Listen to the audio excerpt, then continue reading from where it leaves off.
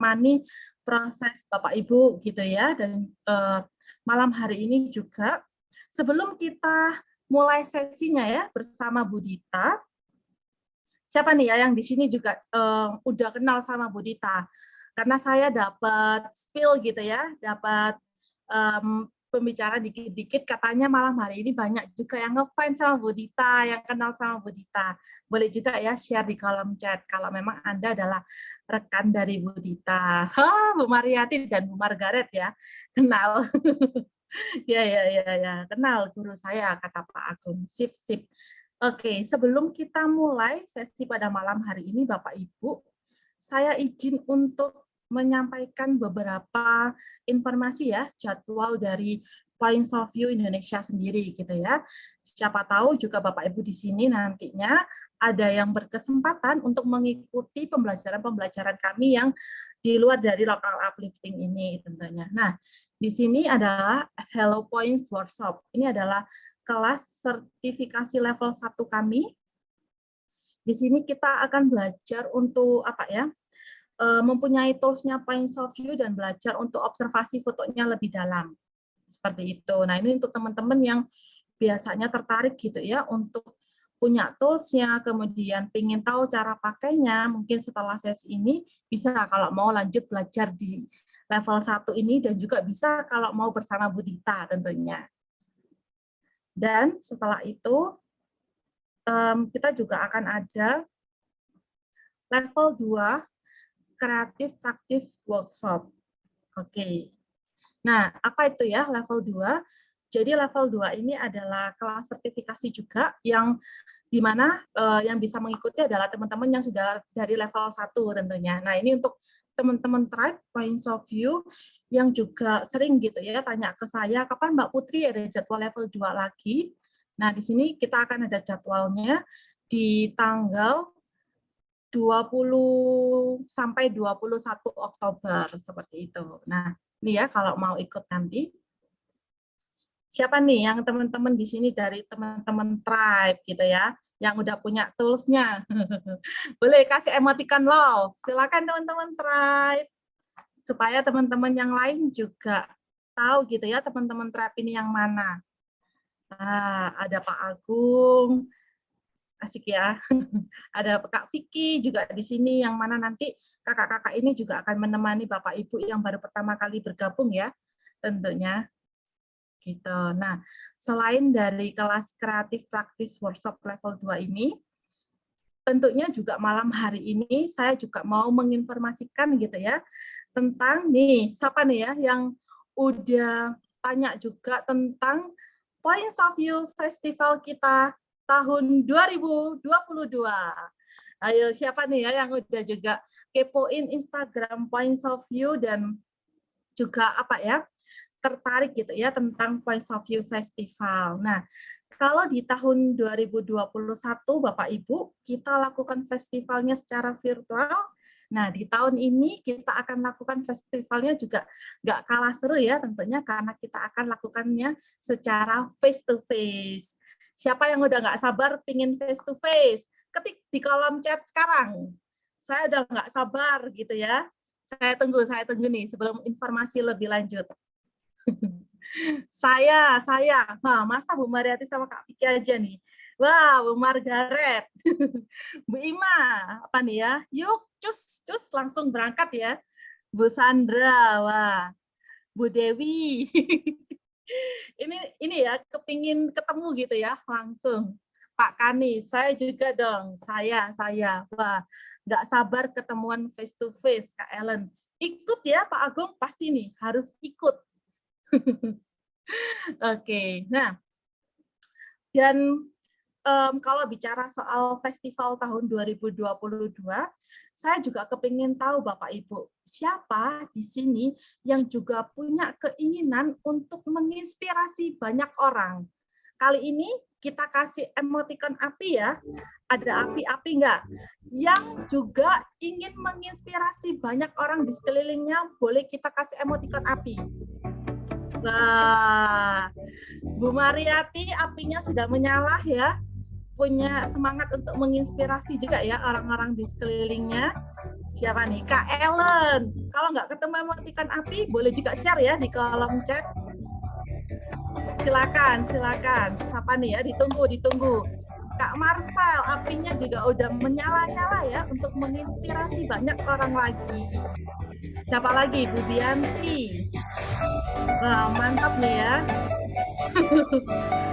Oke, saya mau cek-cek dulu ya semangat inspirasinya. Bu Penny, Pak Saiful, wah mantap nih ya. Keren, keren. Apinya udah nyala-nyala. Bu Farita, wah thank you Bu Farita. Asik-asik. Ada Kak Ellen tadi ya. Kak Ayuli, apinya juga udah menyala-nyala. Oke, Bu Dewi juga. Saya yakin pasti kita semua di sini juga punya semangat ya, yang menggebu-gebu untuk menginspirasi satu sama yang lain gitu ya. Oleh karena itu, di Points of View Festival tahun 2022, saya dan teman-teman dari Points of View Indonesia Team juga ingin mengajak Bapak Ibu untuk melakukan pergerakan inspirasi ini bersama-sama tentunya ya. Oleh karena itu, kita ambil tema Points of View Festival tahun ini adalah Unlimited Inspiration of the Archipelago. Gitu. Siapa yang penasaran gitu ya, apa aja yang terjadi di Points of View Festival tahun 2022 nanti? Karena yang menarik, kita juga akan mempelajari 5 konsep well-being. Dan apa aja itu? Di antaranya ada career well-being, ada juga financial well-being, ada social well-being, ada physical well-being, dan juga ada community well-being. Karena community ini juga jadi part yang penting ya dari Points of View community sendiri. Seperti itu. Jadi kita akan 2 hari berproses di Jakarta di tanggal 4 sampai 5 November. Jadi Bapak Ibu boleh plot dulu jadwalnya malam ini banget ya, di plot jadwalnya supaya nggak ketinggalan jadwalnya tentang Points of View Festival nanti ya. Dan khusus malam hari ini kita juga akan bagikan juga kode kupon gitu ya untuk Bapak Ibu khusus pada malam hari ini. Jadi Bapak Ibu bisa langsung cek di kolom chat. Nih, boleh cek-cek nih ya, Kak Vicky dan Kak Ellen akan bantu untuk share kode kuponnya dulu. Untuk Bapak Ibu yang mau juga merasakan proses pergerakan inspirasi kita bersama-sama. Gitu. Oke, kita tunggu ya kode kuponnya dari Kak Ellen dan Kak Vicky. Nah, untuk kode kuponnya ada buat teman-teman Tribe yang udah belajar di sertifikasi level 1, level 2, maupun level 3 ya, sampai level 4. Dan ada kode kupon juga untuk teman-teman iMovement. Nah, teman-teman iMovement, silakan klik juga kode kuponnya. iMovement adalah teman-teman yang belajar pakai satu tools, Punctum. Gitu. Kemudian ada juga kode kupon untuk teman-teman umum yang baru pertama kali bergabung ya di Points of View. Oke. Wah, seru ya nih tentang festival nih ya. Oke. Nah, nggak kalah penting juga ya Bapak Ibu, sambil kita juga menunggu Bapak Ibu yang memang tertarik ya untuk menginspirasi banyak orang, untuk juga mendapatkan kode kupon malam hari ini. Malam ini kita juga akan berproses langsung nih dengan Bu Naindra Pramudita untuk membahas tentang karir, tentang coaching culture, seperti itu. Nah, kenapa ya malam hari ini kita pakai temanya tentang coaching culture? Sebelum itu, Bapak Ibu, saya juga kepingin tahu gitu ya, siapa Bapak Ibu di sini yang sudah menerapkan budaya coaching di dalam perusahaannya. Boleh dong, mungkin mau sharing atau mau pakai emoticon love juga boleh. Saya boleh sharing nih kalau mau.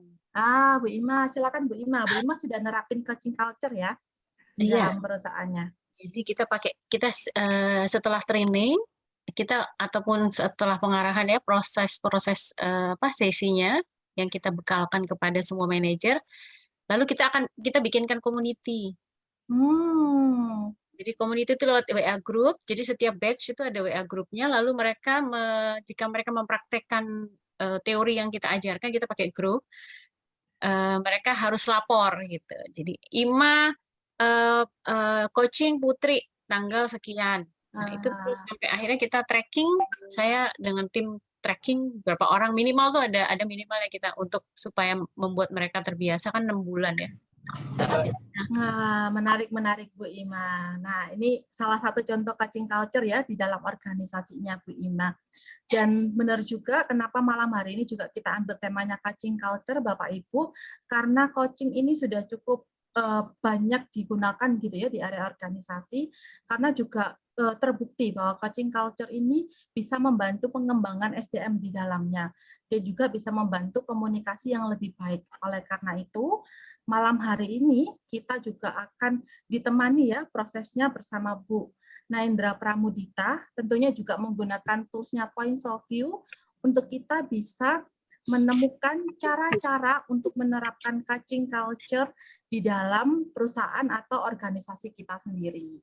Seperti itu. Jadi, saya persilakan Bu Naindra untuk boleh sharing, Bu Dita. Malam Mbak Putri, terima kasih banyak. Terima kasih Bu Dita. Selamat malam teman-teman semua, apa kabar? Beberapa muka-muka lama nih, teman lama yang sudah lumayan ya, 2-3 tahun nggak ketemu, senang sekali bisa hadir di sini lagi Mbak Putri. Terima kasih untuk memberi kesempatan saya berbagi di Local Uplifting malam ini. Coba ya saya sapa-sapa yang ada yang belum kenal, ada yang sudah sering sekali ketemu gitu ya. Mbak Mariati apa kabar? Terakhir ketemu kita di mana ya waktu itu ya? Waktu kita di Jogja ya Mbak ya?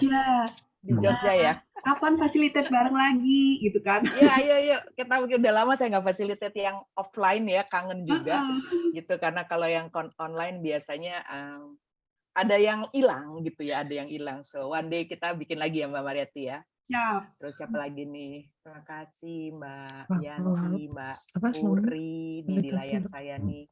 Apa kabar Mbak Bianti? Kalau Mbak Bianti aku udah sering ketemu. Suster Ines, selamat malam. Mas Ning, Mas Isa, Mbak Lutia, Mbak Ima, Pak Agung Nugroho, Pak Petrus, wah banyak ya. Senang sekali bisa berbagi. Nah malam ini saya mau berbagi tentang coaching culture. Mungkin kita ini dulu ya, kita sharing-sharing dulu sebentar. Saya sendiri, nama saya bagi yang belum kenal, teman-teman, nama saya Naindra Pramudita, biasa dipanggil Dita. Saya sehari-hari seorang professional coach, professional certified coach. Saya seorang professional coach juga yang berpraktik di bidang executive coaching dan career coaching. Executive coaching itu artinya saya bekerja bersama klien-klien yang merupakan pimpinan-pimpinan perusahaan, dan salah satu topiknya memang bagaimana sih membangun coaching culture di company saya gitu ya. Jadi malam ini mungkin saya akan berbagi sebetulnya dari kacamata saya, dari pengalaman saya, gimana sebetulnya cara membangun coaching culture itu. Kalau hubungannya dengan POY, saya seorang expert POY, jatuh cinta pada POY waktu saya belajar coaching 10 tahunan yang lalu gitu ya. Waktu itu Mbak Amel belum membawa POY ke Indonesia, tapi trainer saya sudah memperkenalkan POY karena POY tahun itu baru dibawa ke conference-nya International Coaching Federation di Amerika. Ya, jadi dan disitulah mulai POY langsung mendunia. Saya belajar menjadi expert itu tahun 2000 berapa ya waktu itu ya, 17 kalau tidak salah, sesaat sebelum POY mengubah kurikulumnya gitu ya. Jadi masih ini anak kalau bahasa sekarang anak kurikulum lama, bukan anak kurikulum baru gitu saya.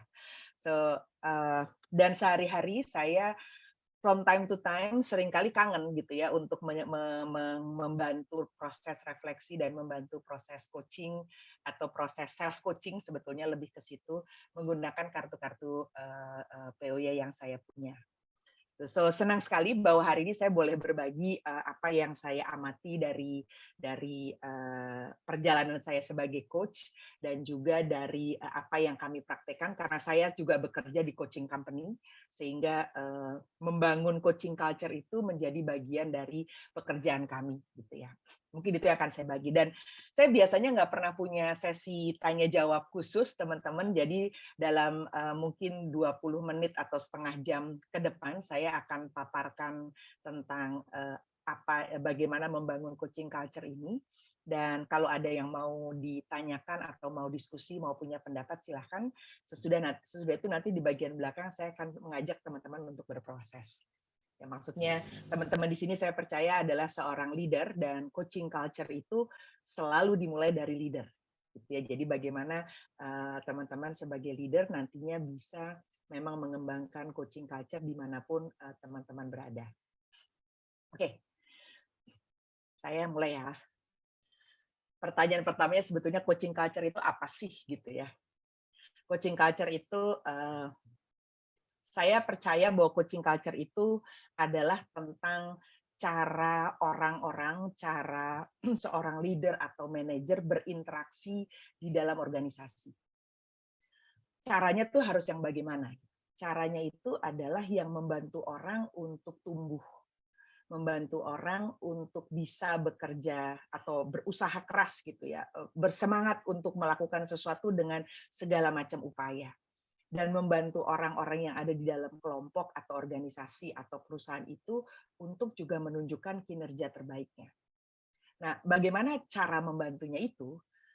Di dalam organisasi atau kelompok atau perusahaan atau komunitas yang menerapkan coaching culture, itu yang sudah pasti ada adalah keterampilan atau kualitas percakapan ya sehari-hari yang efektif. Ya, percakapannya itu akan bisa dalam, orang juga punya apa istilahnya ya, tidak ada keengganan untuk membuka diri dan membangun percakapan. Jadi percakapan itu jadi backbone-nya dari organisasi ini.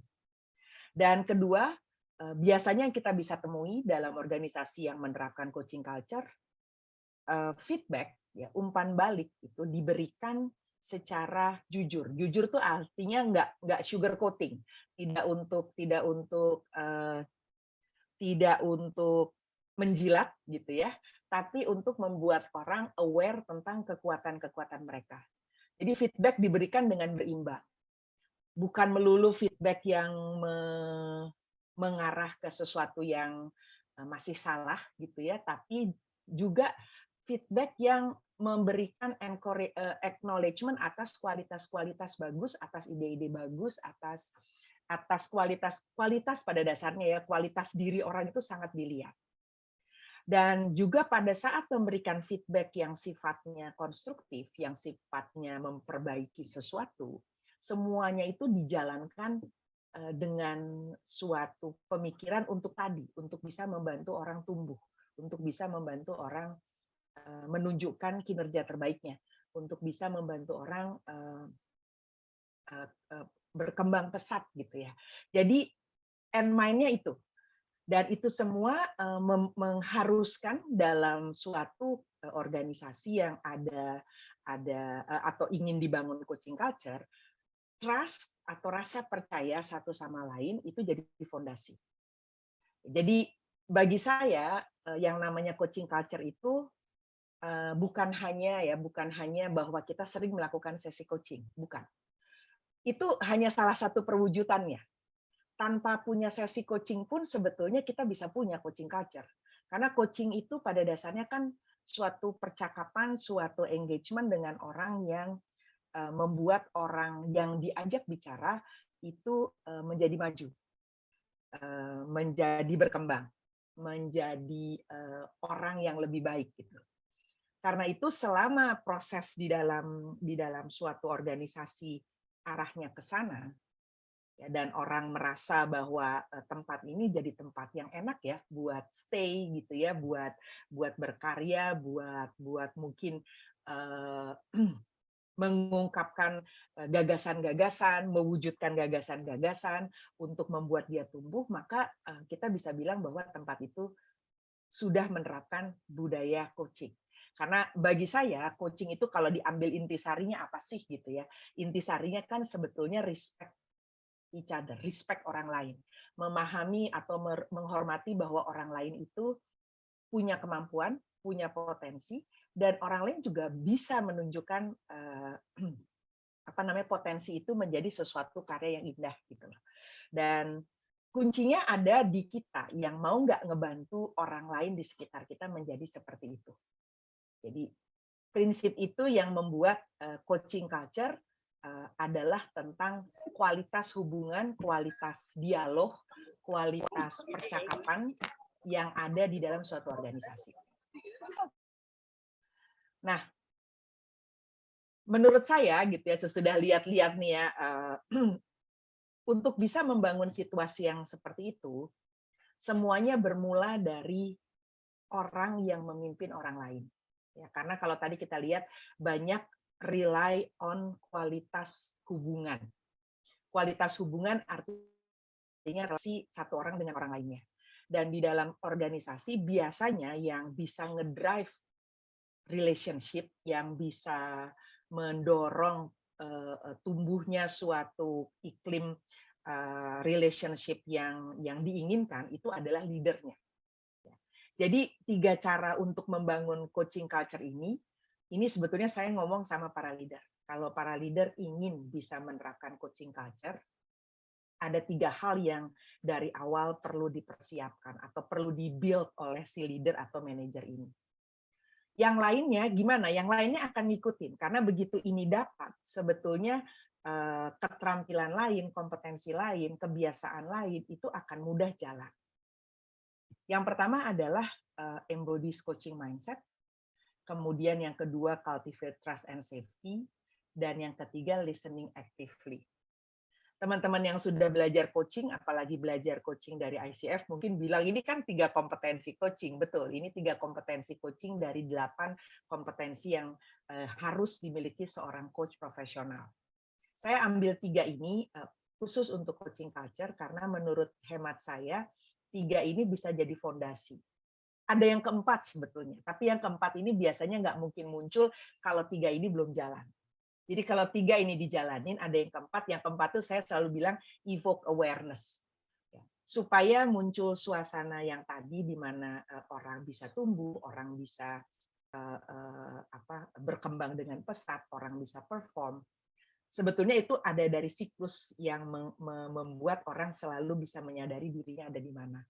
Itu adalah efek ya dari proses mendengarkan yang nanti akan membuat orang jadi tumbuh rasa ingin tahunya. Kurang lebih begitu. Jadi buat singkat cerita mungkin dari awal kalau kita pengen mulai, 3 ini harus kita adakan di dalam organisasi kita. Oke, nah apa sih artinya embodies a coaching mindset? Culture menurut saya itu bukan dibangun dengan kita bilang ya, jargon-jargon sebetulnya. Bukan dibangun dengan hafalan, bukan dibangun dengan bentuk-bentuk tindakan yang membuat orang, kalau kita seringkali kalau pergi ke organisasi tertentu gitu ya, ada coaching culture lalu ditempel value-nya di dinding gitu ya, hafal value-nya itu apa. Itu one thing. Tapi sebetulnya semua dimulai dari mindset. Ya, jadi kenapa memiliki, kalau kita mau bikin coaching culture di organisasi, leadernya harus punya coaching mindset dulu. Coaching mindset itu apa? Coaching mindset itu adalah kumpulan belief sebetulnya yang membuat situasi organisasi yang seperti tadi saya bilang itu bisa terjadi. Dan mindsetnya kayak apa? Mindset-nya ini yang utama adalah seorang leader atau manajer yang ingin membangun coaching culture di tempat dia berkarya, itu harus mempunyai mindset yang terbuka, ingin tahu, fleksibel, dan berpusat pada orang. Berpusat pada orang yang bekerja di tempat atau bekerja bersama dia atau berada bersama dia di organisasi. Ini maksudnya gimana gitu? Kenapa ini penting? Kalau tadi kita bilang salah satu ciri dari adanya coaching culture adalah adanya suatu percakapan yang efektif, percakapan yang kaya, dan juga feedback. Feedback yang honest, yang semua dijalankan berdasarkan rasa percaya. Ini semua adalah perilaku, teman-teman. Ini nggak bisa apa ya istilahnya, nggak bisa faking. Kita nggak bisa pura-pura gitu. Semua harus berasal dari mindset. Semua harus berasal dari di kepala kita. Apa sih yang kita yakini tentang orang lain?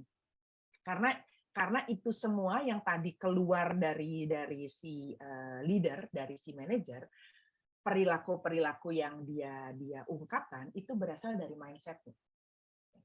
Saya masih sering menemui organisasi yang sudah mengundang coach profesional untuk memberikan training coaching gitu ya. Tapi pada saat implementasi dan kita cek ke coachnya atau orang yang menerima coaching atau anak buahnya, gimana nih atasan kamu gitu ya, kamu udah di coaching oke apa enggak? Masih bilang begini, baiknya atasan saya tuh baiknya kalau deket-deket waktu ini aja Bu, waktu melaporkan sudah coaching atau belum. Tapi di luar itu perilakunya menurut dia kurang baik. Nggak baiknya tuh gimana? Ya gitu deh, nggak dengerin. Kalau dia pas lagi harus melaporkan sesi coachingnya, ya dia baik, dia dengerin. Tapi kalau lagi nggak gitu, nggak kayak coach itu. Ini artinya apa? Artinya perilaku yang ditunjukkan oleh orang yang harusnya menjadi coach ini atau menunjukkan kualitas coaching, menunjukkan kualitas seorang coach ini belum muncul dari suatu mindset yang tepat. Jadi mindset jadi penting, teman-teman. Kita bisa belajar teknik, tapi tanpa mindset yang tepat, teknik ini jadi kosong, jadi hampa. Dan coaching sebetulnya lebih penting kita mengasah teknik perlu tahu, tapi teknik tanpa ditunjang mindset yang pas, munculnya jadi beda. Alih-alih mendorong, mungkin kita jadi malah menghentikan orang. Gitu ya. Jadi alih-alih ingin menyemangati, orang malah mungkin merasa dijudge. Karena teknik ini dijalankan dari mindset yang belum tepat. Karena itu, balik lagi, kalau kita mau membangun coaching mindset, nomor 1, para leader dan manajernya harus mengadopsi coaching mindset terlebih dahulu. Mindset utama dari prinsip coaching yang tadi ya terbuka, ingin tahu, itu juga dilandasi dari suatu keyakinan bahwa setiap orang itu pada dasarnya memiliki potensi untuk berkembang, memiliki cerita untuk dituturkan. Tidak punya, sebetulnya orang masuk kerja itu atau orang bergabung di suatu komunitas itu ingin memberi dampak. Tadinya ditanya sama Mbak Putri, siapa yang mau beri dampak? Yang ngasih api banyak, malah ada yang, aduh saya nggak nemu icon api. Artinya apa? Orang tuh banyak sekali, dan pada dasarnya kita memang dibangun untuk seperti itu. Dibangun untuk bisa memberikan dampak, dan kita punya dorongan juga ingin memberikan yang terbaik, itu selalu ada. Kalau itu tidak muncul, maka ada situasi lain yang mungkin harus dihadapi orang ini. Nah, kalau kita ingin membangun suatu kondisi di mana prinsip-prinsip coaching itu menjadi landasan dari budaya di organisasi kita, maka leader dan manajernya itu harus punya keyakinan bahwa tim di bawah saya ini pada dasarnya orang-orang yang hebat. Jadi kalau dia tidak muncul kehebatannya, balik lagi ke tadi ya, ada mindset tentang openness, tentang curiosity. Yang muncul itu harusnya curiosity. Apa yang bikin dia nggak hebat? Ada apa nih? Bagi saya pribadi, sebetulnya ini yang jadi landasan. Kalau saya pribadi, saya selalu percaya kita itu ciptaan Tuhan ya, dan Tuhan itu tidak pernah bikin sesuatu yang nggak sempurna. Jadi kita sempurna dengan ketidaksempurnaan kita kalau dari kacamata orang lain. Nah, tugas seorang leader adalah meyakini itu. Kalau dia sampai belum keluar kemampuannya, maka ada yang belum pas, entah di environment-nya, entah di knowledge-nya, entah di sisi-sisi yang mana, nggak tahu. Itu yang perlu dicari tahu. Karena sesungguhnya ada orang di depan kita itu dia punya potensi nih untuk memberikan diri terbaik. Kalau kita seorang leader yang punya mindset tentang coaching, maka orang yang belum perform itu seharusnya menimbulkan pertanyaan, bukan menimbulkan hujatan ya. Mungkin kita nggak jadi ada apa sih? Ya kita akan oke, ada apa nih kamu sebut? Ada proses begitu, tidak langsung mengecap. Itu yang paling penting. Jadi pertama coaching mindset. Lalu dari mindset ini ada di pikiran gitu ya. Lalu yang kedua yang harus ada karena dasar dari coaching culture itu adalah suatu dialog, suatu percakapan yang kaya dan pemberian umpan balik. Jadi ada pujian, ada acknowledgement terhadap achievement, terhadap proses, terhadap sesuatu yang jadi berbeda, itu ada acknowledgement ya, ada orang-orang kalau bahasa anak orang-orang itu sudah bilang itu kelihatan gitu. Kita bisa lihat, bisa mengenali ada itu, sekaligus ada juga feedback untuk sesuatu yang masih bisa dikembangkan. Dan itu semua harus bisa tumbuh atau hanya bisa tumbuh kalau situasinya penuh rasa percaya dan aman. Aman di sini maksudnya apa? Aman di sini artinya orang yakin bahwa environment-nya supportive. Sehingga dia merasa nyaman juga untuk sharing apa aja. Dan itu hanya bisa terjadi kalau ada mutual respect and trust. Ada satu organisasi yang pernah saya coaching, itu menerapkan prinsip ini sedemikian ketat, sedemikian kuat ya, sampai untuk bisa memastikan bahwa they respect each other. Itu sebutan satu sama lain juga menggunakan kata-kata yang tidak menunjukkan jenjang yang berbeda. Jadi nggak boleh tuh pakai kata misalnya atasan bawahan, anak buah gitu nggak boleh. Kenapa?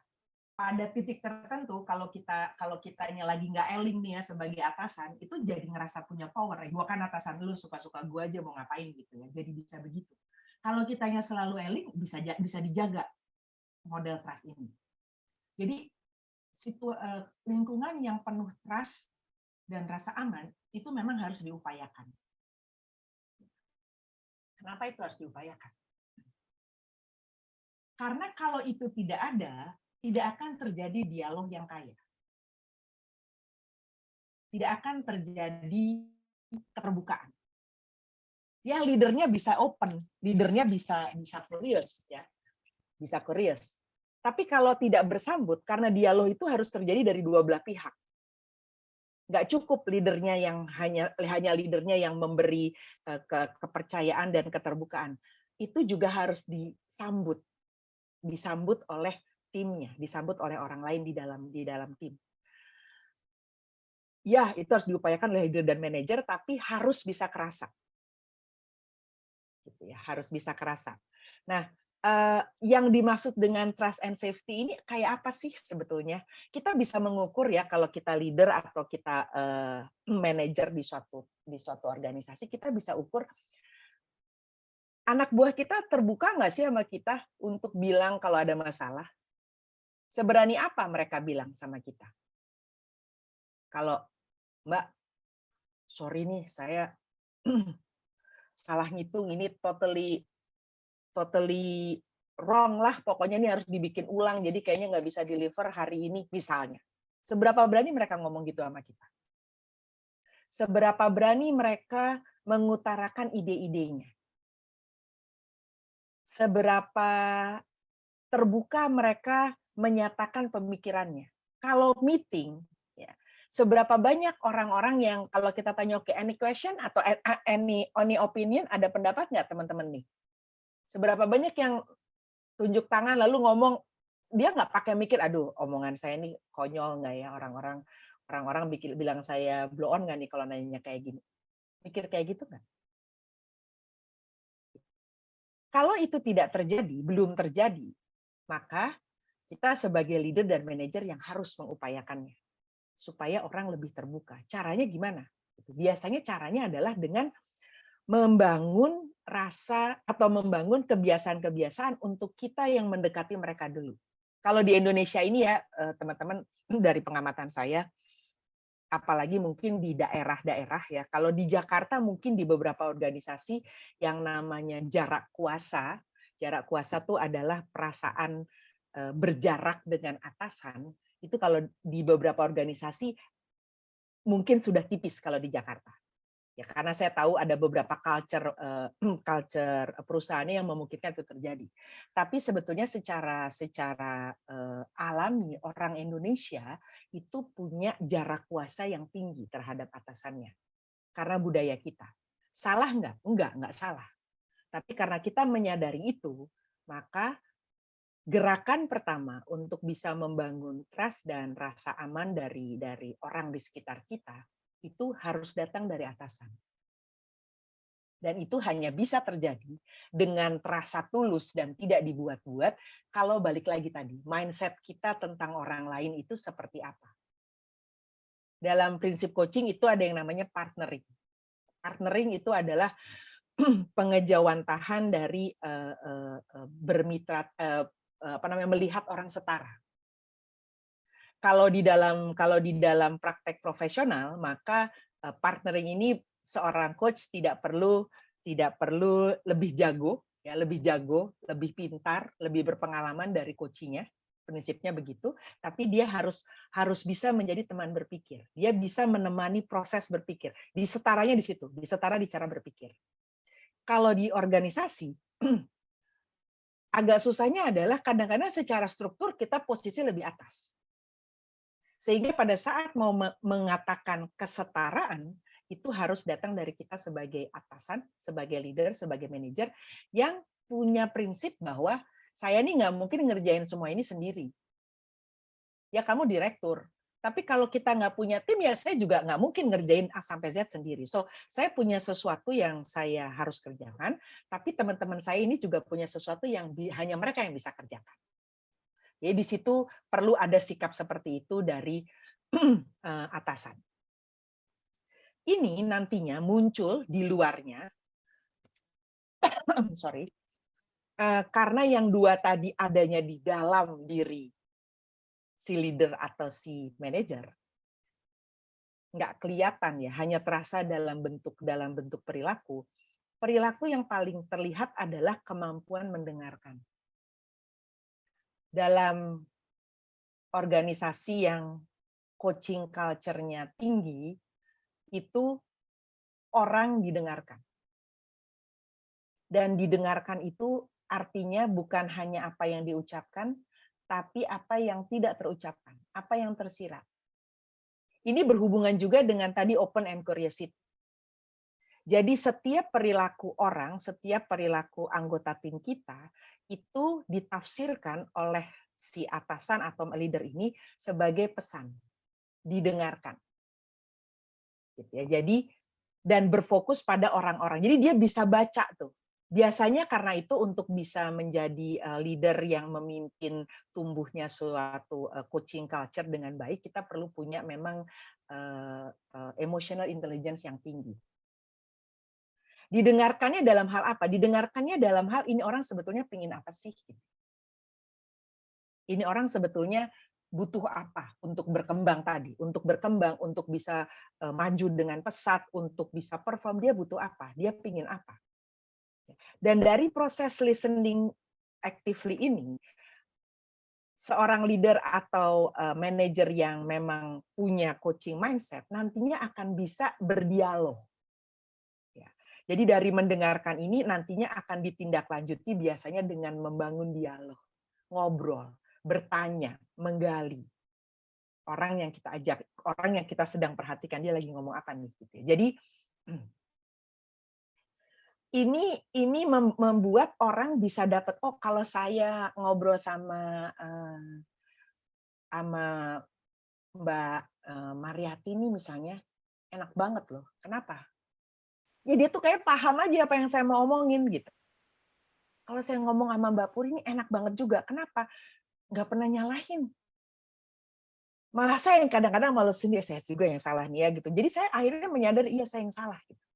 Itu terjadi karena kita mengkombinasikan yang tadi, ada mindset ya, muncul dalam bentuk perilaku-perilaku yang menganggap orang setara, yang menyiratkan keamanan dan mempercayai orang lain, juga muncul dalam keterampilan untuk bersedia mendengarkan. Untuk mendengarkan itu bukan untuk menyalahkan ya, tapi untuk terhubung, untuk pengen tahu sebetulnya kok kenapa sih dia mikir begitu, nih anak ada apa gitu, kok di kepalanya mikir kayak gitu. Mendengarkan untuk memahami.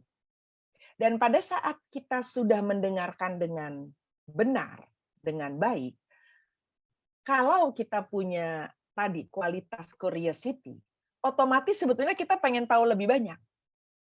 Teman-teman kan juga gitu ya, kalau kita nonton sesuatu ya ini kadang-kadang beda tipis sama kepo ya, tapi ini yang maksud saya sebetulnya lebih untuk mengenal lebih jauh gitu. Pada saat kita melihat sesuatu dan kita bertanya-tanya itu datang dari mana ya pikiran itu? Maka kita akan tanya sebentar, kamu kenapa ya mikirnya kayak gitu?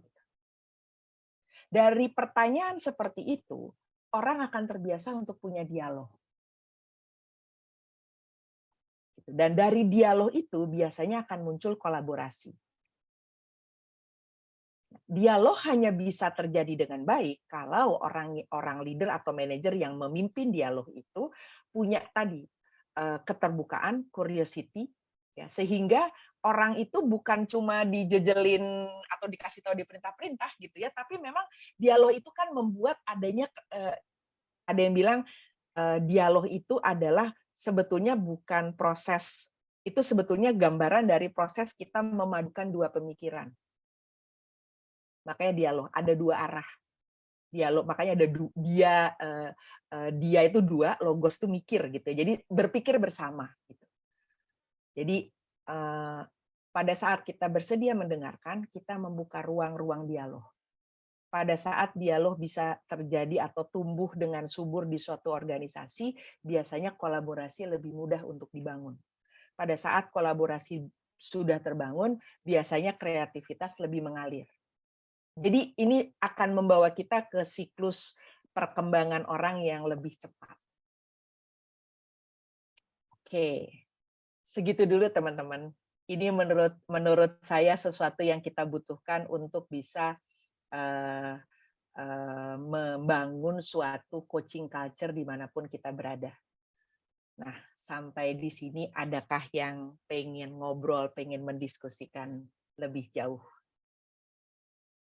Monggo Pak Syamsuddin. Izin. Silakan Pak. Saiful boleh? Tadi Pak Syamsuddin duluan. Pak Syamsuddin iya. Bukan? Iya. Silakan Pak Syamsuddin. Pak, kok saya belum dengar ya suaranya?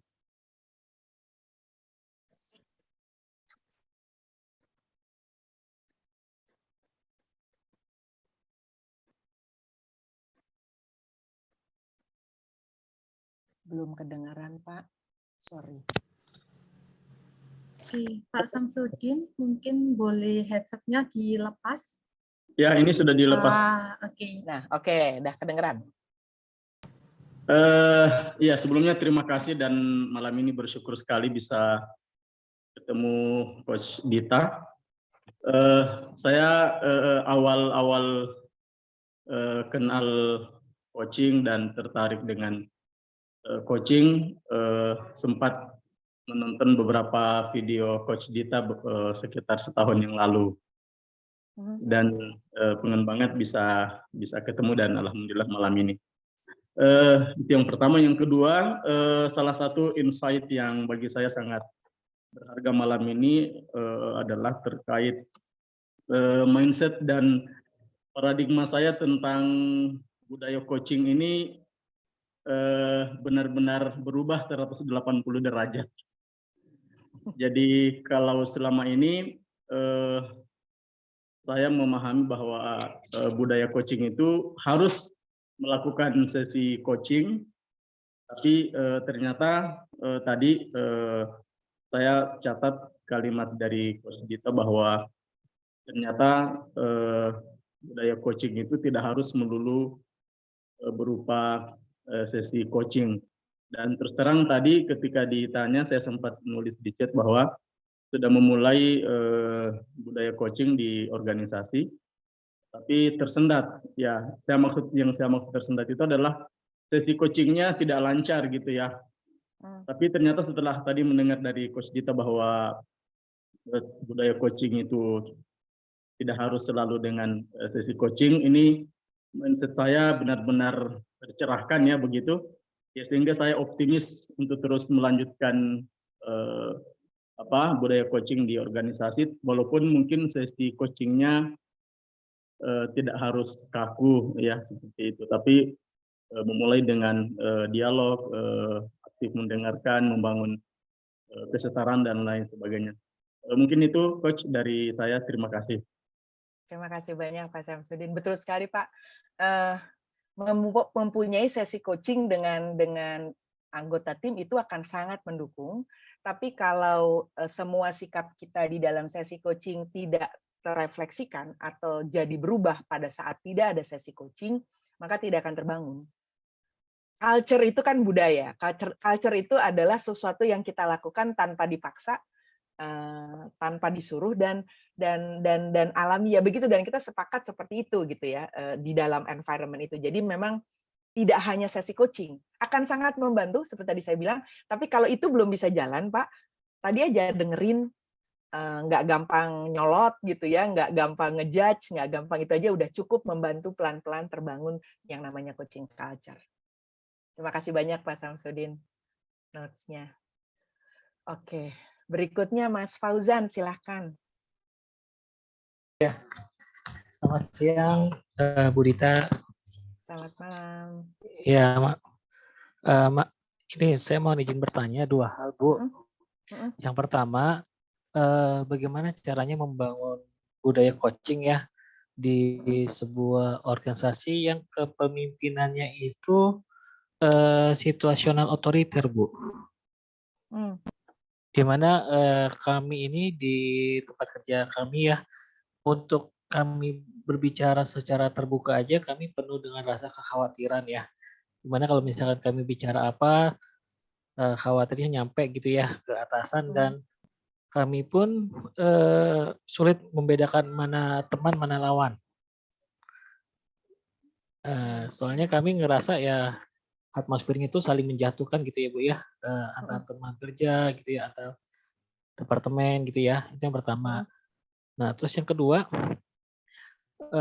kira-kira kalau budaya coaching ini bisa nggak Bu kalau misalkan kita terapkan di dalam organisasi pendidikan gitu Bu, misalkan di perguruan tinggi atau di sekolah atau di lembaga bimbel atau gimana gitu. Oke, gitu aja Bu. Terima kasih banyak Mas Fauzan. Nomor satu, bagaimana kalau kita berada di organisasi yang atasannya tadi otoriter ya? Oke. Iya. Gini, memang paling ideal suatu budaya organisasi atau suatu budaya perusahaan itu dibangun top down. Itu paling ideal. Karena memang idealnya ini karena tadi balik dari mindset dan perilaku, maka harusnya mindset dan perilaku ini diadopsi duluan oleh atasannya. Sehingga dia yang set kan. Kamu mau kerja di kantor saya, kalau di kantor saya harus datang jam segini ya. Kita menyapa boleh nggak pakai nama, nggak boleh nggak pakai Pak atau Bu. Itu budaya, sesuatu yang diset oleh atasan. Itu paling ideal. Nah, kalau di organisasi kita belum bisa dari top down, maka bagaimana kalau kita jadikan ini budaya pribadi? Mungkin belum jadi budaya karena budaya itu harus ada pengikutnya ya. Biasanya berlaku di kelompok ya Mas Fauzan. Tapi saya selalu percaya start dari diri sendiri. Jadi kalau kita belum dapat itu ke atasan, dari atasan nggak masalah. Kita bisa kasih yang tadi, kita trust orang, kita mau dengar orang, kita acknowledge orang ke siapa aja di sekitar kita. Dan itu menular. Trust me, itu menular. Kalau teman-teman membiasakan diri untuk dengerin orang lain, teman-teman membiasakan diri bersikap terbuka, juga curious gitu ya, nggak langsung ngejudge orang gitu. Lu sih nggak bisa, nggak gitu, tapi bentar. Kenapa? Apa yang bikin lu nggak bisa gitu? Misalnya begitu. Orang akan bilang gila ya kalau ngobrol sama Mas Itulah Fauzan, enak bedanya orang banget gitu. Indonesia sama orang luar. Gitu. Orang sana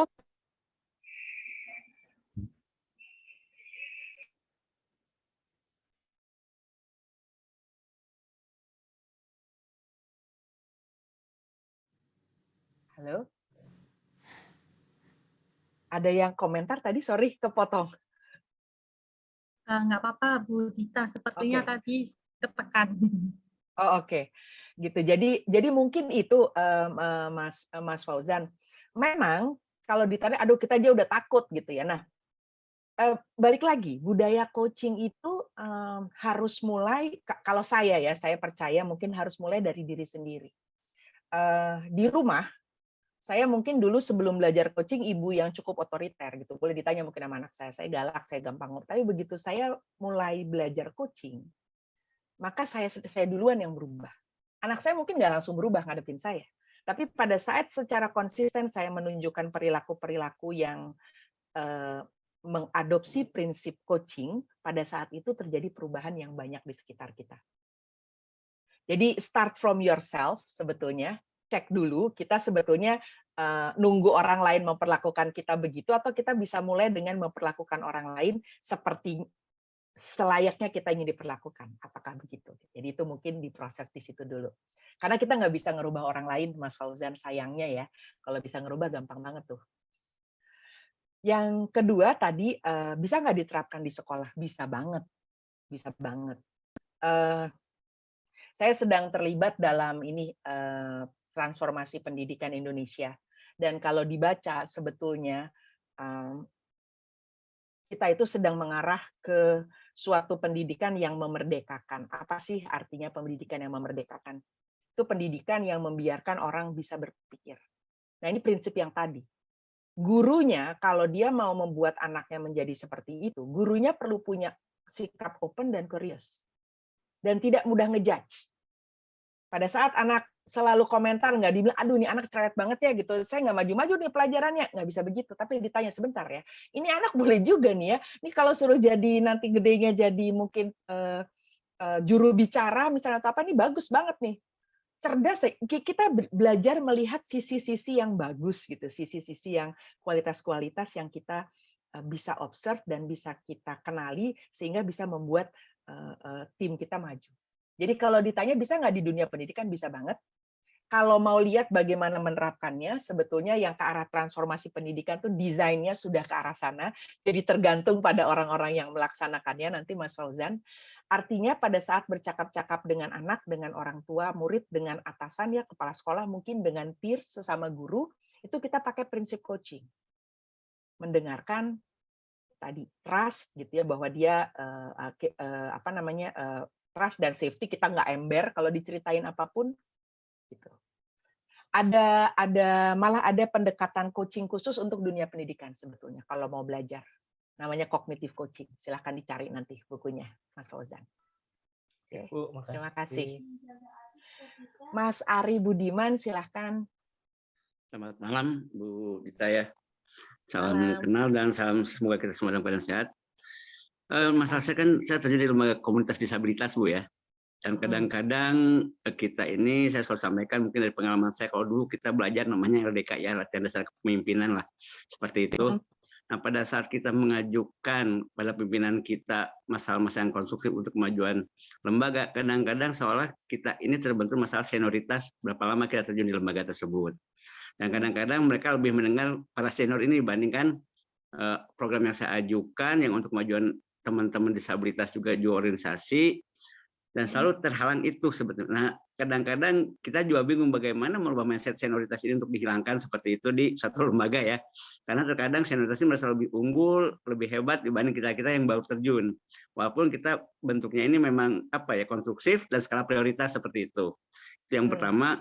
Dan banyak sekali kalau yang kedua ini lembaga komunitas saya itu bahwa terkadang kita yang non disabilitas ya, masyarakat umum yang tidak disabilitas itu seolah mencari muka untuk cari eksistensi di dunia disabilitas, Pak. Padahal kegiatan-kegiatan ini selalu saya namakan untuk disabilitas. Nah, seperti itu, Bu Dita, pengalaman saya bagaimana cara solusinya untuk menghilangkan rasa senioritas di satu organisasi atau komunitas seperti itu. Terima kasih. Pak Asari, terima kasih. Waduh, susah banget ya pertanyaannya nih, jawabnya gimana ya? Mungkin gini, Mas Ari, memang paling susah menghadapi senior ya. Maksudnya gini, yang kita perlu ingat balik lagi ke yang tadi. Ada prinsip di dalam coaching yang mengatakan kita perlu menemui orang yang kita ajak omong di mana dia berada. Pola pikir dia di mana. Dan kita pakai teknik listening tadi ya. Kalau nanti belajar detail teknik listening, kita dengerin. Ini sebetulnya yang penting buat para senior itu apa sih? Gitu. Jadi amati seniornya Mas Ari, apa yang penting buat dia. Dan pakai apa yang penting buat dia itu untuk memasukkan ide-idenya Mas Ari. Jadi tekanan gini Bu Dita ya, para senior ini mencarinya zona aman nyaman di suatu lembaga itu biasanya. Dia kalau kita terbuka secara terang-terangan masalah kelembagaan, baik buruknya ke depannya saya dari segala sisi saya pikiran sampaikan ke mereka itu rata-rata udahlah. Yang penting kita nyaman, zona aman aja, seperti itu kadang-kadang di senioritas itu. Yang saya alami berbagai komunitas disabilitas seperti itu. Oke. Nah, itu mungkin kita tahu bahwa mereka pilih zona aman dan nyaman. Oke, tapi ada apa di zona aman dan nyaman itu? Jadi memang untuk bisa, ini nggak ada jawaban yang straightforward, Mas Ari. Tapi kalau dilihat dari tadi, memang kita perlu mendengarkan orang itu akan bertindak sesuai apa yang dia yakini. Jadi pada saat dia menentang sesuatu, itu datang dari biasanya suatu keyakinan tentang sesuatu juga gitu. Nah, itu yang perlu dilihat. Jadi misalnya gini, contohnya nih ya, atasan kita itu misalnya sangat mementingkan bahwa dia yang maju sebagai atasan. Misalnya nih, gitu ya, dia harus saya gitu. Ide kamu ya boleh aja sih, ide kamu kasih ke saya, cuma saya yang harus maju, misalnya itu. Memang akan perlu ada percakapan di dalam diri kita ya. Kalau saya mau mengedepankan prinsip, memakai prinsip coaching dalam menghadapi atasan seperti itu, maka saya akan bertanya pada diri saya, kamu bersedia nggak memberikan so-called kreditnya ke atasan kamu, tapi yang penting program kamu jalan. Misalnya. Kalau saya bersedia, saya akan menjalankan itu. Oke Pak, gini Pak, kalau Bapak lakukan ini, nanti Bapak yang saya majuin, Bapaknya kita pakai apa yang penting buat dia, kasarnya begitu ya. Ini cuma ilustrasi aja. Itu bagian dari mendengarkan Pak Ari. Untuk memahami orang ini. Maaf motong ya. Sebenarnya alhamdulillah kalau selama ini saya tuh selalu main di belakang layar Bu Dita. Jadi yang saya kedepankan silahkan organisasi yang maju, pimpinan yang maju. Tidak pernah atas-atasnamakan diri pribadi, karena saya juga menyadari bahwa dari pengalaman saya belajar ke organisasi seperti itu. Saya hanya sebagai kesekretariatan, hanya menopang roda mesin penggerak organisasi seperti itu. Bahkan saya pernah di rasa pimpinan pada saya ada, cuma kadang-kadang lebih percaya kepada senior yang kadang-kadang ada kepentingan pribadi seperti itu yang repotnya. Nah itu untuk merubah itu kadang-kadang saya lebih baik, ya udahlah. Akhirnya saya resign dan memang beberapa lembaga pun sama seperti itu. Saya pernah di lembaga kemanusiaan, saya sebagai mitra kerja, ternyata saya dianggap junior, apapun yang saya ajukan ditolak terus, karena kadang-kadang kepentingan mereka sendiri seperti itu. Ya mungkin juga budaya coaching culture ini belum mereka miliki seperti itu mungkin ya. Logikanya seperti itu aja. Karena gini Pak, sebetulnya yang perlu kita pahami, mindset itu tidak mudah untuk diubah. Betul. Karena mindset itu terbangun dari pengalaman orang. Jadi memang perlu paham, nih mindsetnya mau diubah, karena itu perlu dicari nih, apa aja sih sebetulnya mindsetnya dia, dan kita mainin dari situ. Misalnya nih, bahwa glorinya perusahaan atau keberhasilan komunitas ini jadi penting, nah itu bisa kita pakai sebagai alat misalnya gitu. Semua dikaitkan ke sana, karena kalau semua dikaitkan ke sana dan itu penting buat pimpinan kita, maka biasanya lebih mudah bagi beliau atau bagi mereka untuk bisa menerima perubahan-perubahan. Mungkin begitu Mas Ari. Saya nggak punya cara yang paling pas, tapi memang dengan dialog tuh artinya kita bisa menangkap apa sih yang ada di balik pikiran dia, apa sih sebetulnya yang dia butuhkan, apa sih sebetulnya dorongan dia kok mau-maunya misalnya bergelut di dunia disabilitas ini gitu. Dari situ kita baru ngukur. Mungkin putusannya seperti Mas Ari tadi, saya akan bantu dia menggesarkan ini, atau ini kayaknya bukan ladang saya. Udah gitu loh, tapi itu datang dari suatu kesadaran gitu jadinya. Mungkin gitu. Terima kasih Bu Dita ya atas jawabannya. Sama-sama. Terima kasih. Sama-sama. Suster Ines, monggo.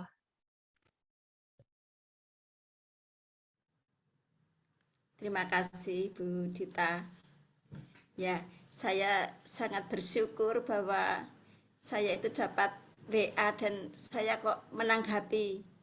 Saya ngisi formulir terus saya dikontak terus dengan untuk ikut program ini ya, ini kepesertaan saya yang pertama, tapi saya sungguh sangat bersyukur dan saya menyadari bahwa sebetulnya ini juga saya butuhkan dalam karya pelayanan saya gitu ya. Kadang-kadang memang seperti yang dikatakan oleh para pendahulu yang bertanya tadi tentang senioritas dan sebagainya. Nah, di sini saya juga agak tersinggung gitu ya.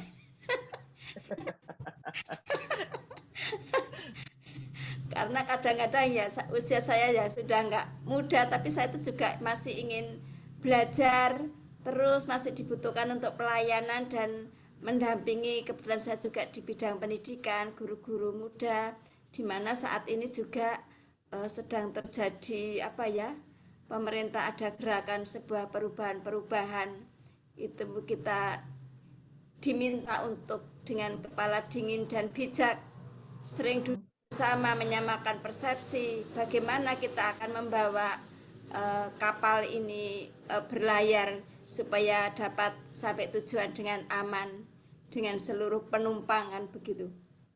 Nah, di sini tentang coaching itu Ibu saya ingin bertanya, apakah juga apa saja yang kira-kira bisa memudahkan kita untuk mendampingi teman-teman dalam unit karya itu supaya ya semangat persaudaraan, kesetaraan, semartabat ini benar-benar juga menjadi bisa dirasakan oleh teman-teman ini, sehingga kita itu juga bisa dimudahkan untuk seandainya ingin memberikan ya pendampingan kepada teman-teman itu, supaya teman-teman itu juga nggak takut sama saya misalnya.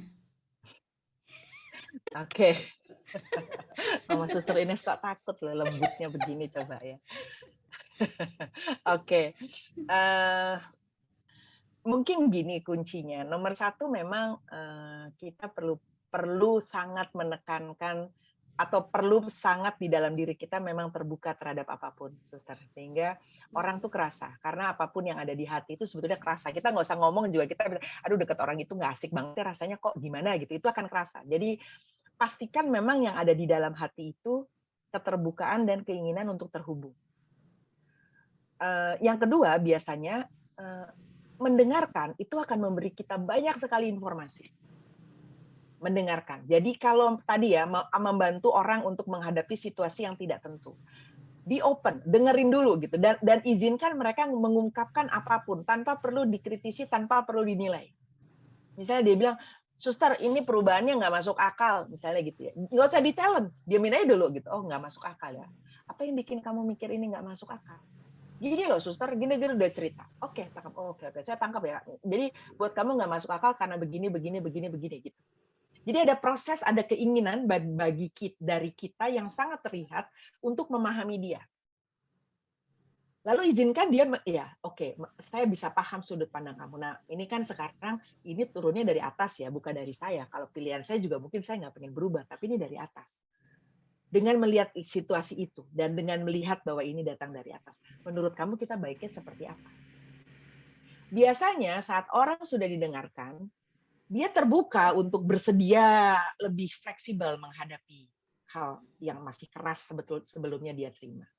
Jadi kuncinya menurut saya, Suster, adalah nomor satu tadi, memperkuat sikap terbuka, memperkuat rasa ingin tahu, memperkuat juga keinginan mendengarkan yang bertujuan untuk memahami, bukan menghakimi orang, yang bertujuan untuk terkoneksi, untuk pengen tahu datang dari mana itu feeling kayak gitu, datang dari mana itu pikiran kayak gitu. Bukan untuk bilang, aduh pikiran itu salah kok dia punya pikiran kayak gitu, bukan datang dari situ. Mudah-mudahan dari situ orang bisa merasakan ketulusan. Pada saat ketulusan mulai dirasakan, pada saat itu relasi juga berkembang biasanya. Sehingga kita bisa lebih mudah menghandle hal-hal yang sulit. Sama seperti kita dengan sahabat-sahabat, kalau kita dengan sahabat kan kita nggak punya rasa sungkan ya untuk mengungkapkan kekurangan kita. Nggak punya rasa sungkan untuk mengkritik dia juga kita nggak sungkan. Lu jangan begitu dong. Ini kan nanti begini-begini. Gue sayang sama lu nih. Bisa ngomong begitu gitu sama mereka, suster. Nah, kita perlu sampai di level kedalaman rasa yang seperti itu sebetulnya dengan orang-orang yang kita bina. Sehingga dialog tadi bisa tetap jalan gitu. Mudah-mudahan jawab ya, suster. Ini kalau saya ngomong kayak gini, saya bisa ngomong sampai besok subuh sebetulnya. Cuma barusan ini sudah dikomentarin Mbak Putri. Kita masih harus main lagi soalnya nih abis ini untuk membantu teman-teman menggali. Gitu, suster. Mudah-mudahan menjawab, suster. Jadi kuncinya mungkin tadi bersikap lebih terbuka dan bersikap mengambil sikap mendengarkan yang paling memudahkan untuk memahami, yaitu tinggalkan judgement, tinggalkan asumsi kita tentang orang lain, dan tinggalkan juga mengaitkan situasi dia dengan pengalaman kita. Jadi benar-benar hadir untuk dia dengerin. Gitu ya, hadir untuk dia dengerin. Gitu. Mungkin saya nggak tahu ya, akan mirip apa enggak ya. Kayak orang dengerin pengakuan dosa itu loh, suster. Kan nggak dijudge, nggak dijawab. Oh, kamu kok gitu? Kamu udah tahu kan nggak gitu. Dia bilang, oke, ada apa kamu? Mengizinkan orang mengeluarkan isi kepalanya. Gitu, suster. Tidak untuk dijudge. Itu aja mungkin. Dari situ nanti kita bisa maju lebih jauh. Ya, ya. Satu lagi boleh? Seandainya bisa dimungkinkan juga, misalnya dia minta pendapat kan, misalnya terjadi diskusi kecil untuk bisa makan persepsi gitu kan, masih dimungkinkan. Bisa banget. Selama kita tidak memaksakan. Ini kalau dari sudut pandang saya loh. Menurut kamu gimana? Ya. Jadi bukan nyuruh, bukan kamu gini aja. Harusnya gini, harusnya gitu, enggak. Jadi keputusan itu terakhir tetap pada pilihannya pada yang bersangkutan ya. Betul. Tapi karena dia yang akan menjalani perubahan kan sebetulnya. Iya. Nah, menarik ya, Bu Ines.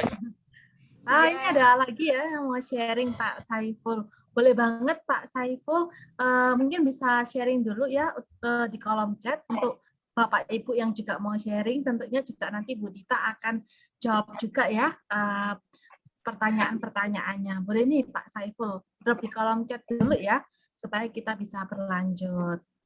Thank you. Asik ya Bu Dita. Oke, silakan. Oke, teman-teman, sebetulnya saya ingin mengajak berdialog dengan diri sendiri sesudah ini. Artinya karena ini acaranya points of view, biasanya nggak serap kalau nggak ada mainnya. Gitu. Jadi saya ingin sesudah ini, karena tahu tadi bahwa kita perlu melakukan apa saja kalau kita ingin menjadi orang yang memimpin atau membangun coaching culture di tempat kita kerja, di tempat kita berkarya. Saya ingin mengajak teman-teman untuk membongkar itu melalui memproses kartu ya, pakai. Hari ini saya sebetulnya pilih pakai kartu flow, teman-teman. Jadi bagi yang sudah punya mungkin boleh menyiapkan. Kalau aduh nyiapinnya masih pakai yang coaching games, boleh nggak? Boleh, nggak apa-apa. Punyanya Tumtum juga nggak apa-apa. Any cards, dan teman-teman yang belum punya kartu nanti akan disiapkan oleh Mbak Putri, betul Mbak Putri? Bisa difoto? Yes, betul. Oke. Seperti biasa mungkin teman-teman yang sudah pernah ikut POY tahu ya bahwa kita akan berproses melalui pause, kemudian kita akan membuka fokus expand gitu ya, mengekspan pemikiran kita, lalu nanti kita akan memfokuskan lagi, dan terakhir kita akan summarize menjadi doing. Nah, bagi yang belum punya kartu, mungkin gimana? Mbak Putri akan sharing dulu apa gimana nih, biar teman-teman bisa punya simpenan kartu? Atau kita pause dulu? Oke. Boleh pause dulu, Bu Dita. Setelah Pause itu nanti aja, saya bantu tampilkan ya. Oke. Kita barusan mikir nih ya, nih pasti abis dengar paparan tuh, waduh tempat saya begini nggak enak segala macam gitu, kepala kita mulai mumet nih. Padahal untuk main POY itu kepala perlu diturunkan ke hati supaya lebih jernih. Saya ingin mengajak teman-teman untuk pause sejenak ya. Sebentar, saya perlu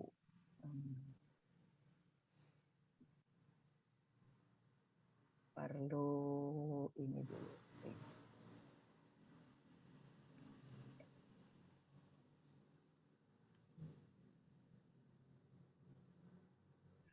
Saya mau mengajak teman-teman untuk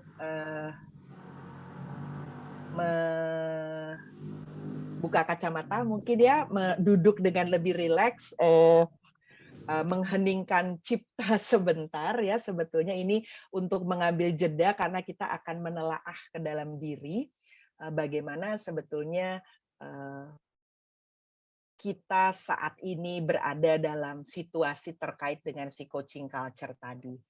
Kita akan pause sebentar lagi. Sekarang saya butuh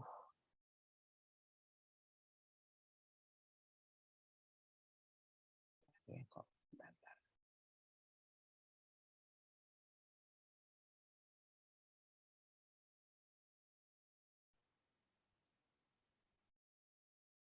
Saya akan putarkan lagu, nggak lama, sekitar 3 menit.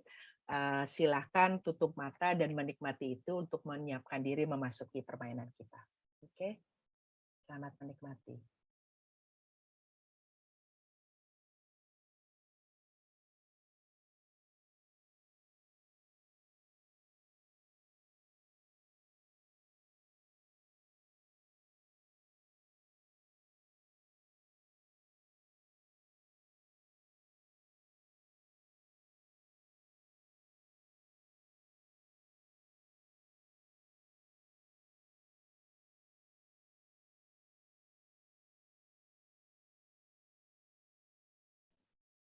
Oke, Bu Dita, sepertinya belum di-share sound ya. Belum ada suaranya. Boleh diulangin, Bu Dita. Yes, bentar.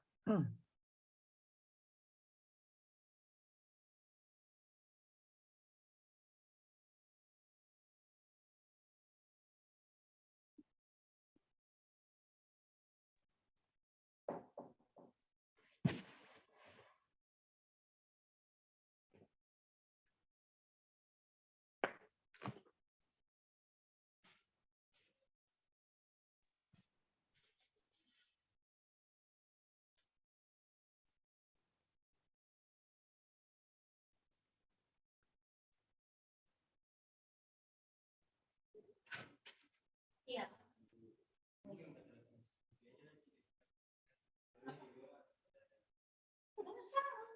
Ya, makasih ya.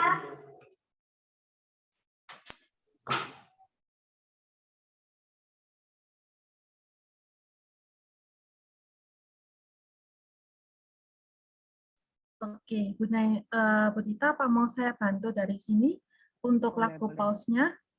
Boleh dari situ aja Mbak, ini kok lagi Oke. Bentar ya.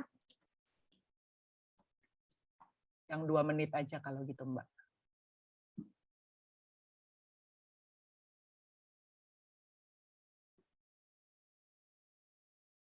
Oke.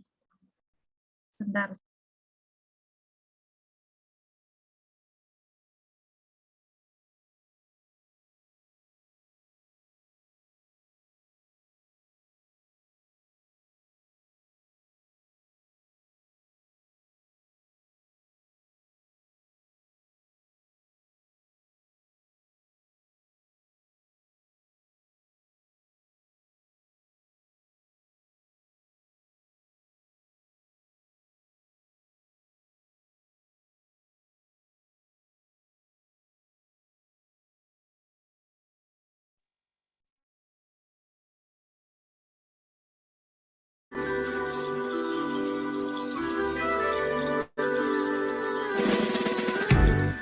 Ketika ku mendengar bahwa kini kau tak lagi dengannya, dalam benakku timbul tanya,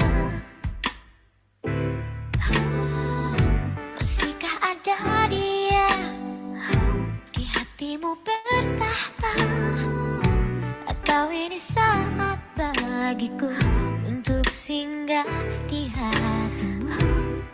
Namun siapkah kau tuh jatuh cinta lagi?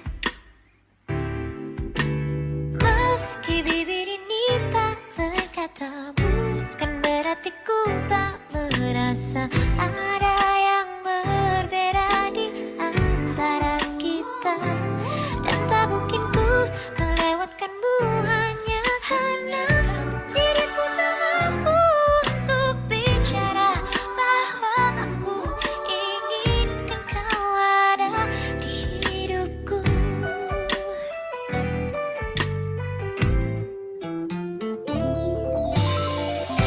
Kini ku tak lagi dengannya, sudah tak ada lagi rasa antara aku dengan dia. Oh, siapkah kau bertahta di hatiku Adinda? Karena ini saat yang tepat untuk singgah di hatiku. Namun siapkah kau tuh jatuh cinta lagi? Oh, meski diri ini tak berkata bukan berarti ku tak merasa ada yang berbeda di antara kita.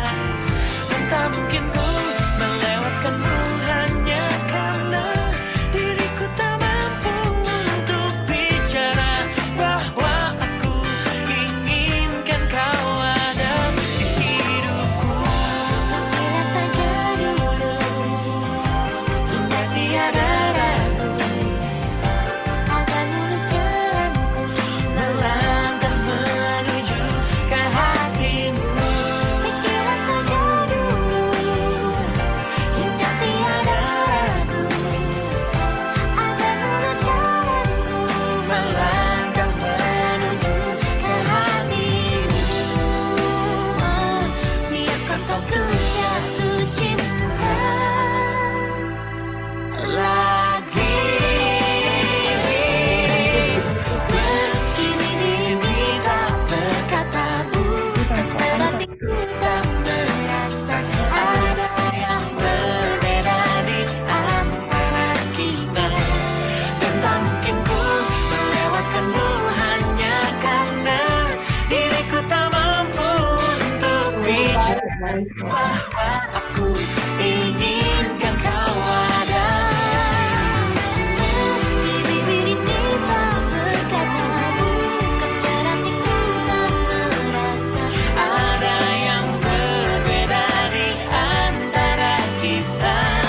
Dan tak mungkin ku melewatkanmu hanya karena diriku tak mampu untuk bicara bahwa aku inginkan kau ada di hidupku. Bila kau jatuh cinta, katakanlah jangan buat sia-sia. Bila kau jatuh cinta, katakanlah jangan buat sia-sia. Bila kau jatuh cinta, katakanlah jangan buat sia-sia. Siapkah kau tuh jatuh cinta lagi?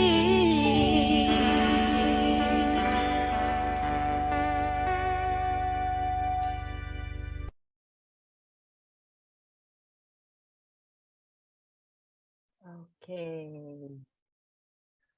Oke, teman-teman semua, kita siap untuk masuk ke pertanyaan pertama.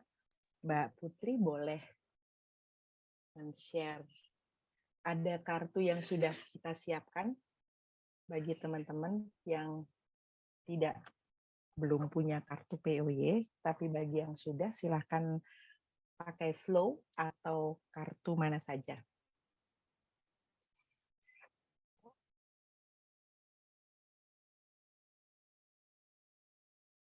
Oke. Nah, ini ada 4 kartu. Silahkan teman-teman beri angka 1, 2, 3, 4. Ya, jadi kiri ini 1, kiri atas bridge 1, intention 2, flexibility 3, unique 4. Silahkan di screenshot dulu teman-teman. Ini bagi teman-teman yang belum punya kartu ya. Oke. dipegang dulu. Oke, jadi 1 paling kiri ya, dari bridge 1, intention 2, flexibility 3, unique 4. Oke. Sudah yang screenshot? Bagi teman-teman yang sudah yang punya flow atau punya coaching game atau punya punktum, silahkan diambil kartu bergambarnya.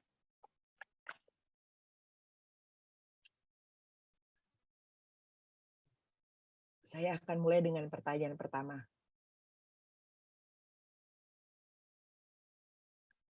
Tidak perlu menjawab 1 atau 2 atau 3 atau 4, tapi teman-teman perlu meng-capture ini. Ini bagi yang tidak punya kartu ya, atau kalau mau pakai kartu ini juga boleh sih, silahkan.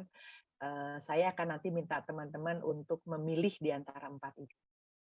Oke, kita mulai ya.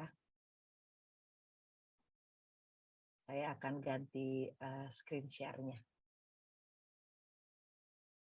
Bagi teman-teman yang punya kartu, saya persilakan untuk mengambil 1 kartu.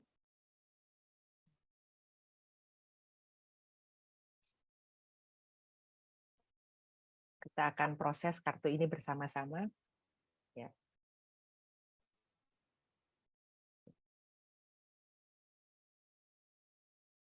Oke. Mari kita perhatikan kartu kita. Bagi teman-teman yang pakai screenshot, silahkan pilih 1 kartu antara 1, 2, 3, 4 yang teman-teman akan pakai untuk memproses pertanyaan ini. Apa yang saya rasakan tentang coaching culture di organisasi saya? Mari kita lihat kartunya dulu. Apa yang teman-teman lihat pertama kali dari gambar yang ada di kartu itu?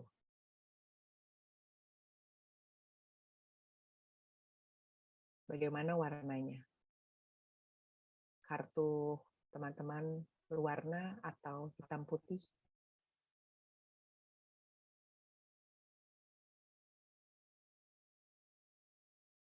Ada orangkah di gambar itu atau semua benda?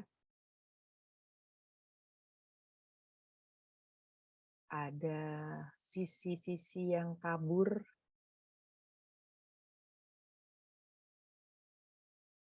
Atau yang tajam? Mana bagian dari gambar itu yang langsung menarik perhatian teman-teman?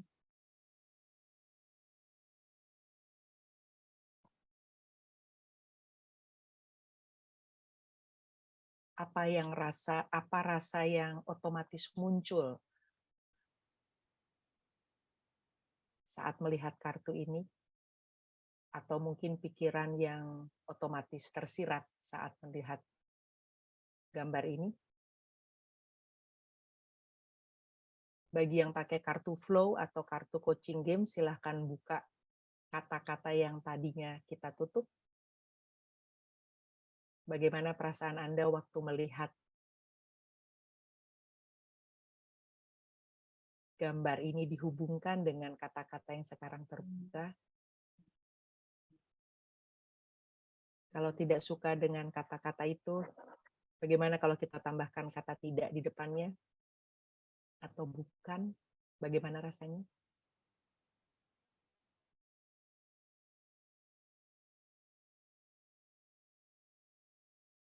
Dari pemrosesan kartu ini, teman-teman,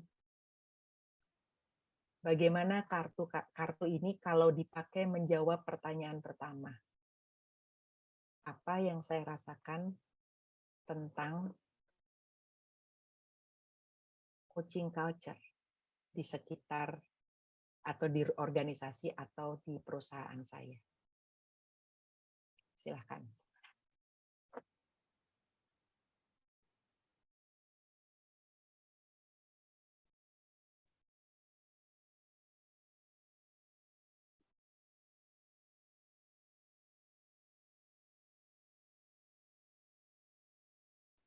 Oke, mungkin kita bisa open 1 orang ya, Bu Dita, untuk sharing nih, open mic.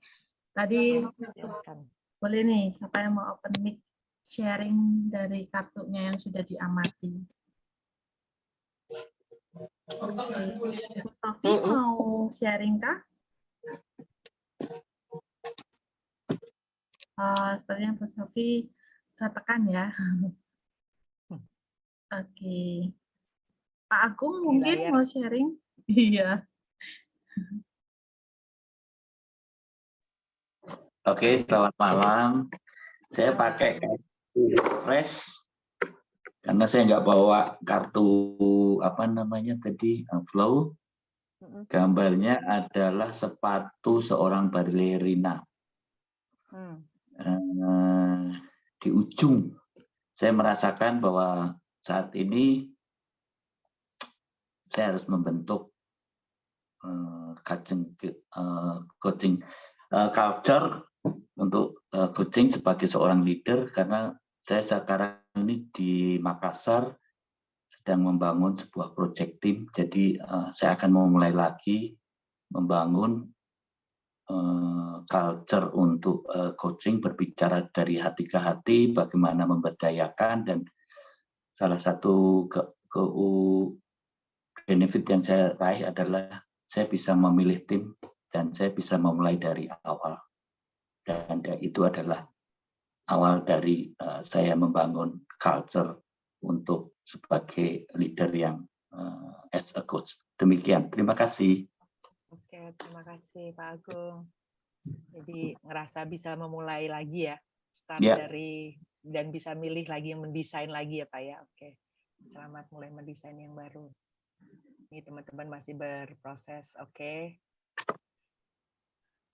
kita lanjut ya kalau gitu ya, karena sudah cukup malam ini. Oke, mari kita ambil kartu kedua teman-teman. Bagi teman-teman yang tadi memilih dari screenshot, silakan pilih 3 kartu, salah satu dari 3 kartu yang belum teman-teman pakai ya. Mari kita amati lagi kartu kita, tutup kata-katanya.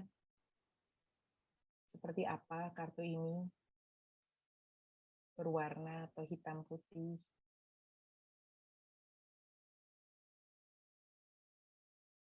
Kalau saya ada di dalam gambar ini, saya ada di mananya? Apa yang langsung menarik perhatian saya dari kartu ini?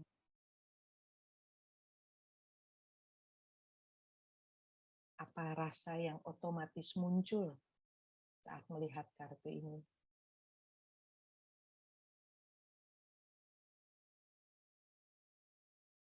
Atau apa pikiran yang otomatis muncul saat melihat kartu ini? Dan mari kita jawab pertanyaan nomor 2 dengan kartu ini.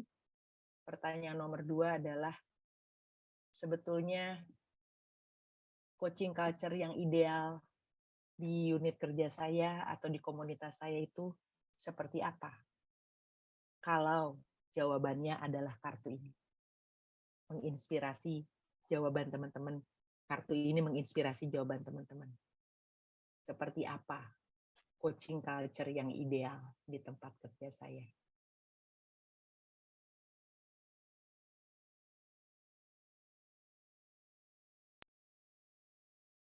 Nah, Pak Samsudin, flexibility ya. Pak Samsudin mau sharing kah? Flexibility ini dalam arti panjangnya seperti apa nih?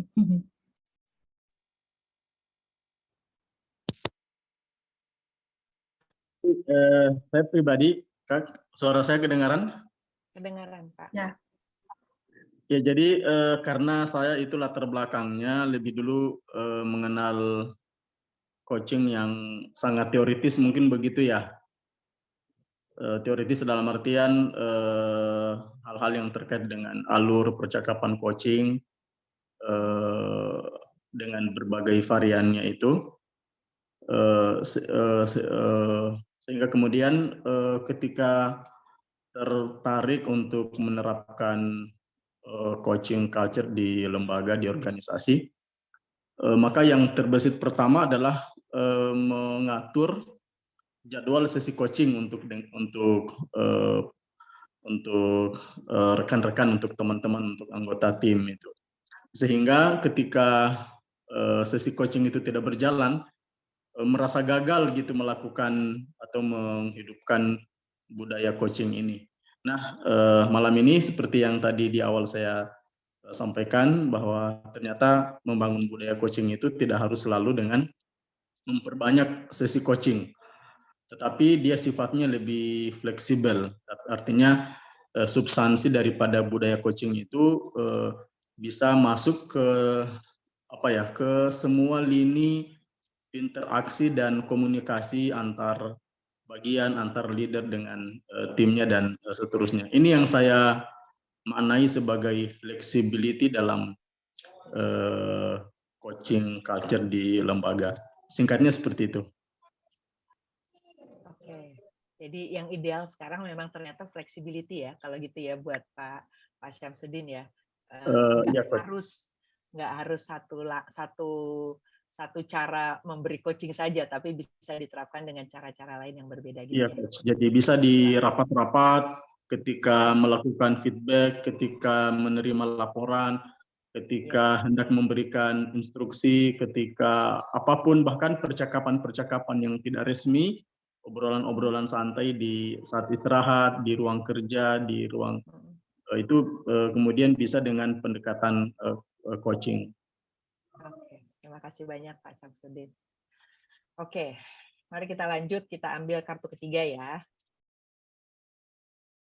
Kartu ketiga ini silahkan diproses lagi, dilihat dulu apa yang menarik, rasa apa yang timbul.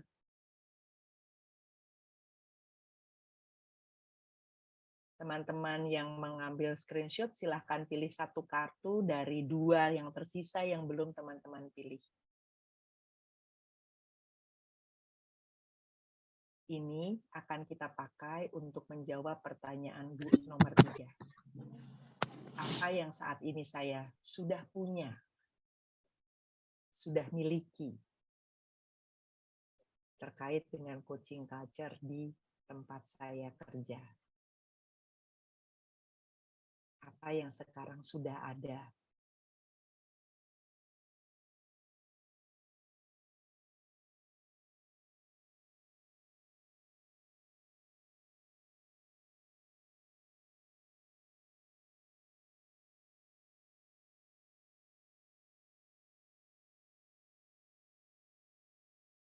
Oke.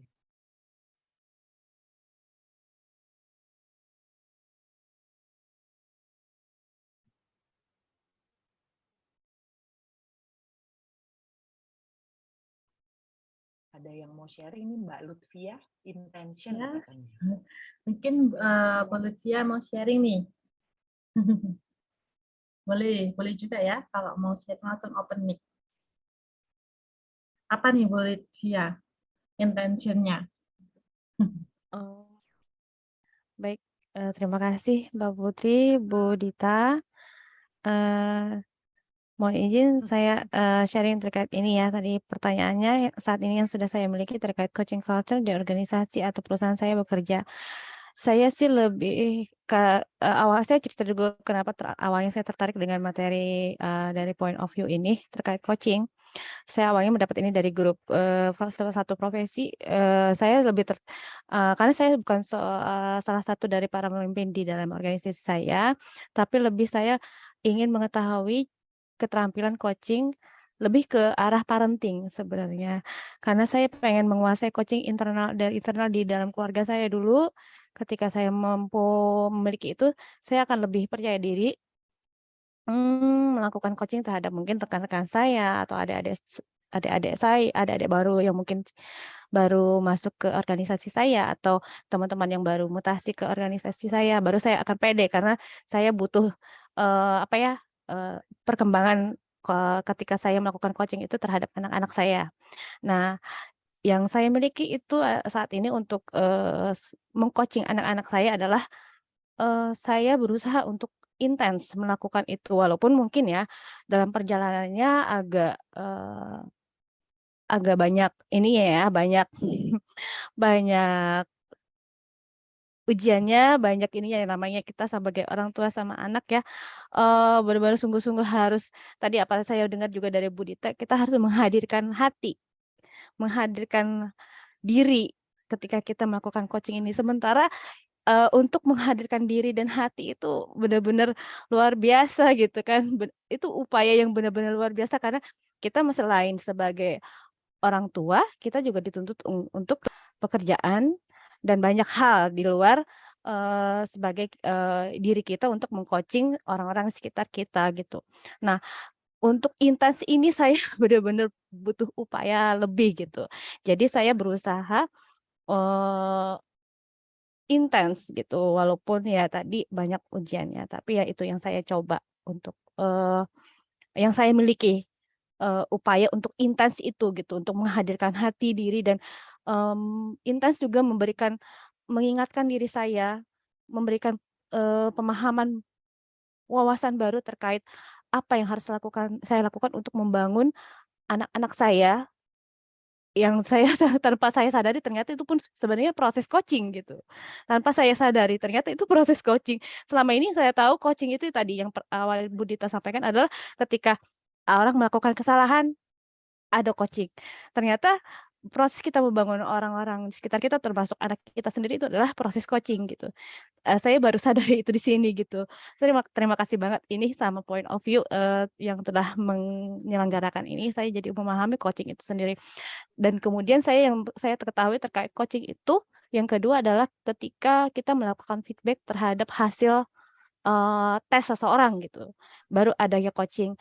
Dan coaching yang saya pahami dalam organisasi adalah coaching itu adalah proses pengembangan diri seorang pegawai atau karyawan.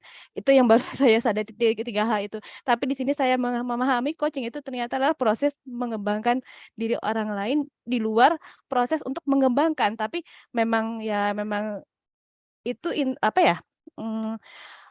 Kegiatan memang keseharian kita yang tanpa kita sadari itu memang kita lakukan juga gitu. Itu sih. Itu aja Mbak Dita dan Mbak Putri. Terima kasih. Nah, thank you ya Bu Lutfia. Ya, jadi intensi ya yang sekarang udah ada ya untuk bisa melakukan semuanya terhadap anak-anak secara intens, juga keinginan untuk selalu mengembangkan diri, mengembangkan orang lain, nantinya mau ke scope yang lebih besar gitu ya, Mbak Lutfia. Oke, sekarang kita ambil kartu terakhir ya teman-teman ya. Artinya teman-teman yang ambil shop ini udah nyisa nih, udah nggak ada pilihan, tinggal satu kartu terakhir yang tadi belum dipakai. Oke, silahkan dilihat lagi kartunya, hitam putihkah atau berwarna, tajamkah gambarnya atau kabur. Ini gambar satu bentuk yang utuh atau bagian dari sesuatu yang lebih besar. Rasa apa yang ditimbulkan dari gambar ini? Pikiran apa yang jadi melintas? Kalau kata-katanya kita buka, bagaimana teman-teman melihat hubungannya dengan gambar ini? Bagaimana teman-teman melihat hubungannya dengan pertanyaan nomor 4 yang harus dijawab dengan kartu ini? Apa yang saya butuhkan untuk bisa membangun coaching culture yang ideal di tempat kerja saya atau di komunitas saya? Oh, suaranya mengecil.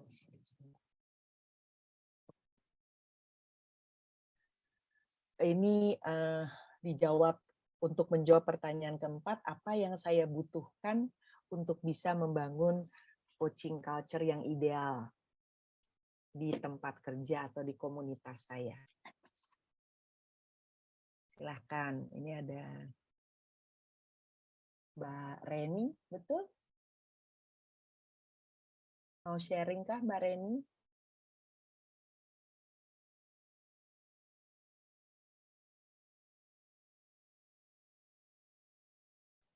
Oke, mana ya Bu Reni? Bu Reni mau sharing kah Bu Reni? Atau Bu Ririn ya? Oh, Bu Rianti mau sharing, silakan Bu Rianti. Langsung open mic. Maaf, nggak bisa ini kamera Mbak Dita. Ya, nggak apa-apa Mbak, silakan. Iya, kebenaran udah lama sekali nih, alhamdulillah bisa join sama Point of View Indonesia, mencerahkan. Tadi saya sempat ada pertanyaan ke PR ke Mbak Dita ya, bahwa saya akan ada amanah nanti akan mendampingi teman-teman NGO di beberapa daerah.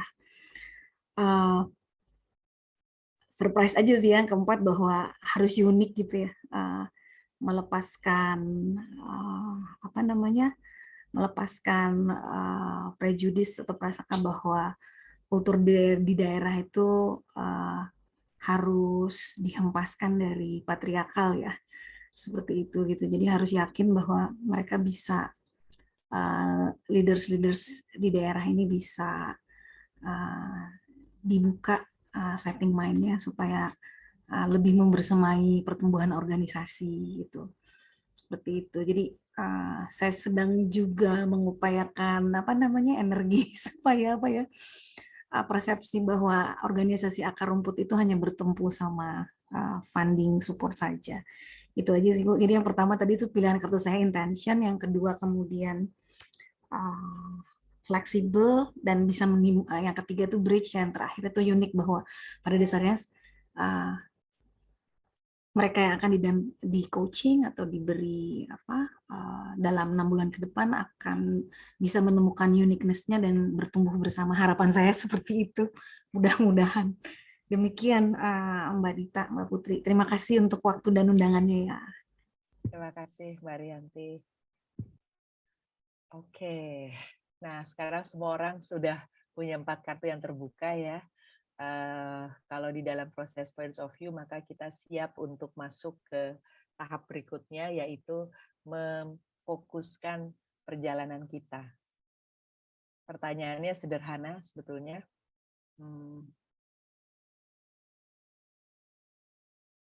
Saya share ya. Mana ya, kok hilang?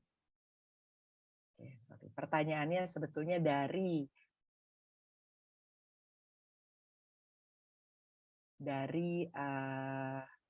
insight yang pertanyaannya adalah dari membuka keempat kartu tadi dan memproses pertanyaan-pertanyaan tadi, apa insight paling penting yang teman-teman dapatkan?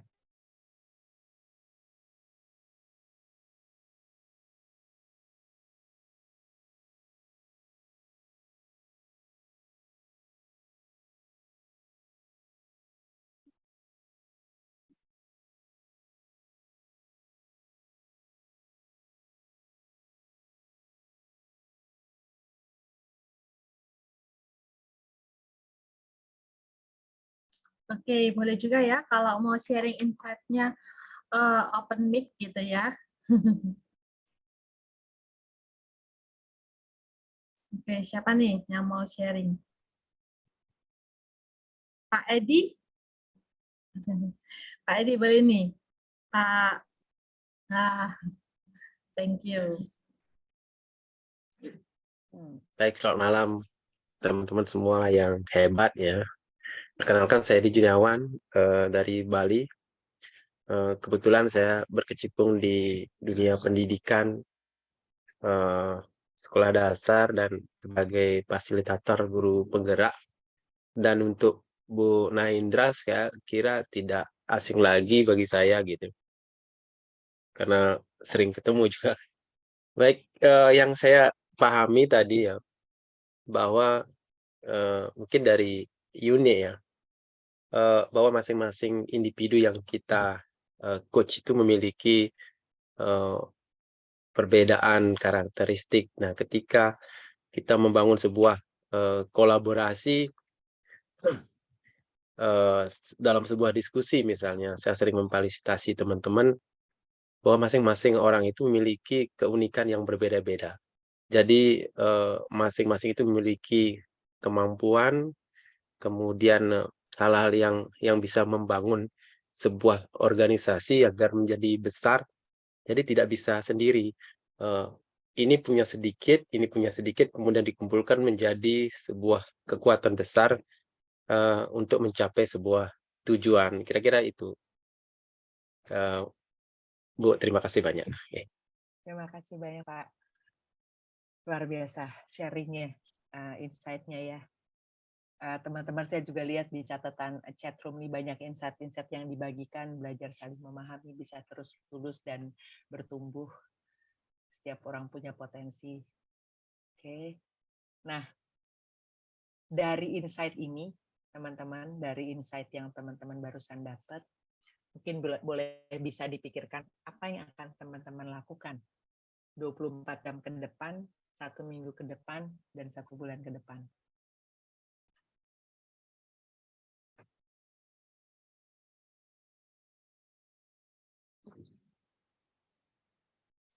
Insight-nya Suster Ines, satu tubuh banyak anggota. Oke. Karena kita bicara tentang coaching culture, maka mungkin dari insight yang tadi teman-teman dapat, apa yang ingin teman-teman lakukan dalam 24 jam ke depan terkait dengan pengembangan coaching culture atau menjadikan diri ini leader as coach di tempat masing-masing. 24 jam ke depan, 1 minggu ke depan, 1 bulan ke depan. Oke. Silahkan yang mau sharing apa yang ingin dilakukan.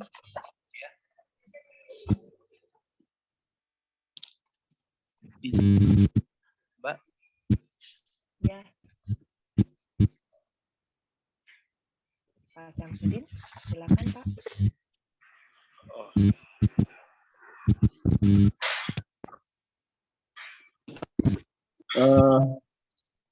Mendengar lebih banyak.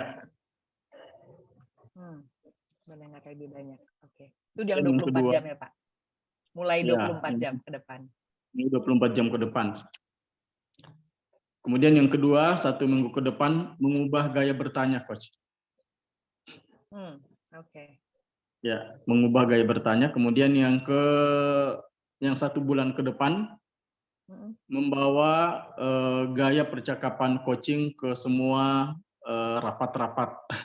Seperti itu, Coach. Oke. Luar biasa.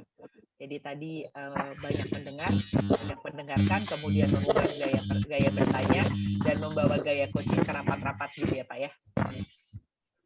Oke. Nggak sabar nunggu ceritanya sebetulnya Pak Syam nanti berbagi dengan kita lagi ya bagaimana kemajuannya. Satu lagi mungkin yang mau share tentang Dwi? Pak Saiful? Ya, izin. Silakan Pak. Terima kasih banyak sudah diberikan space untuk bisa bicara di point of view. Sudah beberapa kali saya ikut point of view dan malam ini saya merasakan sebuah sensasi yang agak berbeda begitu ya. Terkait dengan apa yang akan saya lakukan di 24 jam ke depan, yang pasti saya akan kembali memprepare diri agar bisa lebih survive ketika saya melaksanakan tugas. Karena begini Mbak, ada tantangan yang saya hadapi di lembaga saya kan seorang PNS ya, yang bergerak di one stop service. Nah kebetulan ini Mbak, saya kan memiliki atasan kepala dinas yang kelahiran 60-an begitu kan. Jadi buat saya itu kan kalau 60-an kan era-era kolonial ya, pola pikirnya begitu ya. Ya, jadi ketika 4 bidang saya Mbak sekretaris ya di one stop service. Jadi ketika saya memulai proses coaching ketika dapat dari point of view, saya coba dengan teman-teman ya active listening. Lama-kelamaan saya sudah setahun di one stop service. Ini teman-teman kan sudah mulai terbuka nih dengan saya. Nah, tantangannya sekarang adalah saya kembali mengaktifkan cara saya mendengar agar bisa kembali mendapatkan sesuatu yang bisa merubah pola pikir pimpinan yang selama ini asik kasih instruksi yang kami jalankan. Jadi kami kan tidak diberikan space untuk berbicara banyak. Jadi ini yang mungkin juga sebuah pertanyaan buat Mbak, gitu kan. Jadi challenge buat saya adalah saya kembali memprepare diri 20 jam ke depan, dan 1 minggu 1 bulan ke depan akan mencoba kembali berusaha agar lebih bisa membuat sang pimpinan yang era 60-an mau mendengarkan ketika teman-teman berbicara. Nah, ini yang malam ini saya mendapatkan insight yang lebih nih dibandingkan dengan yang tema sebelumnya, Mbak. Jadi ada sesuatu yang value buat saya malam ini, terutama kembali memprepare diri bahwa coaching ini kan tidak dibatasi oleh ruang dan waktu. Begitu, Mbak. Terima kasih. Oke, terima kasih banyak Pak Syaful. Jadi mau memprepare diri lalu mulai mempraktekkan coaching supaya atasan yang angkatan 60-an itu bisa lebih banyak mendengar gitu ya Pak. Oke, terima kasih banyak teman-teman. Ini mengakhiri proses kita secara keseluruhan sebetulnya. Sebelum saya mengoper balik ke Mbak Putri, boleh dong dengar kalau semua pengalaman mendengarkan coaching culture malam ini teman-teman bisa simpulkan dalam satu kalimat, bakal kayak apa kalimatnya? Boleh dituliskankah di chat room? Sambil saya juga mohon pamit dari ruangan, saya belum mengembalikan ke Mbak Putri.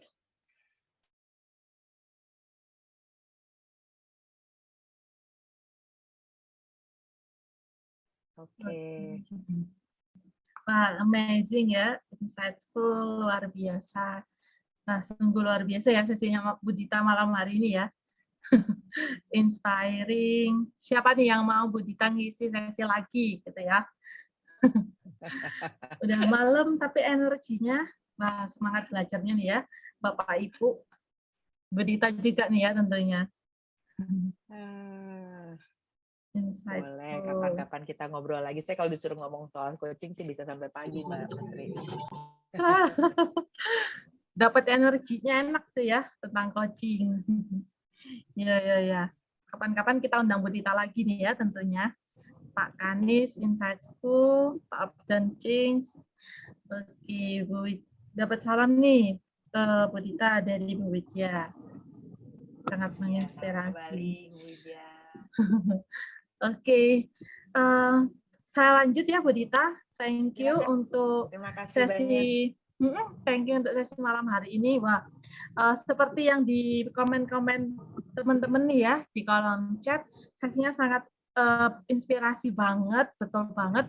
Kalau ingat kata-kata inspirasi gitu ya, saya jadi ingat juga kata-kata pergerakan inspirasi yang akan kita lakukan di festival nanti ya, di tanggal 4 sampai 5 November. Dan kita akan lakukan secara face-to-face Bapak Ibu di Jakarta. Lokasinya ada di Salihara. Jadi siapa nih ya teman-teman Tribe Jakarta, boleh langsung blok aja ya tanggalnya 4 sampai 5 November. Juga teman-teman yang mungkin udah mulai gatel nih ya kakinya mau terbang gitu ya, mau jalan-jalan, tapi juga mau ikut kegiatan komunitas yang seru gitu ya, bisa langsung aja ikut Points of View Festival di tahun 2022 ini ada di tanggal 4 sampai 5 November. Nah, spesial pada malam hari ini kita juga ada kode kupon ya yang cukup terbatas, jadi Bapak Ibu bisa langsung tukar aja kode kuponnya melalui link di bawah ini ya. Untuk teman-teman Tribe, linknya ada sendiri, teman-teman I Movement juga ada sendiri. Untuk teman-teman juga yang baru pertama kali gabung atau yang belum pernah punya terusnya Points of View, juga punya kesempatan untuk bergabung bersama kami mengalami proses secara face to face seperti itu. Tentunya nanti mungkin bisa ketemu langsung juga ya sama Bu Dita. Karena Bu Dita juga di Jakarta kan ya, Bu? Ya, betul. Nah, oke. Sama tahu gitu ya, bisa ikutan festival bareng sama Bu Dita. Oke, thank you Bapak Ibu semuanya untuk proses malam hari ini. Kita jumpa lagi di Lokal Uplifting 2 minggu lagi ya. Tetap stay di Instagram kami dan juga di email-email yang akan kami kirimkan. Thank you Bu Dita untuk malam hari ini. Ayo kita kasih love untuk Bu Dita. Terima kasih banyak atas kesempatannya. Terima kasih buat sharing-sharingnya. Asik banget ya proses sharingnya. Jadi lebih tahu nih tentang coaching culture. Yes. Nanti dijalanin ya Bapak Ibu next step-nya. Oke. Bye. Thank you Bu Dita. Pamit dulu Mbak Putri. Ya, Thank you Bu Dita. Bye. Selamat istirahat Terima ya, kasih, Pak Kak. Abdan, Bu Terima Marga, kasih semuanya. Terima Thank you kasih Bapak Ibu. banyak, boleh Pak Agung, Mbak belajar. Edi, Bu See Wita. you tanggal Selamat 4 istirahat, Pak 4 sampai 5 Lim. November ya. Ya, sampai jumpa ya. Kita face to face. Bu Ima. Bu Ima. Iya, boleh juga nih kalau mau ikut. Pak Abdan. Silakan. Bu Widya di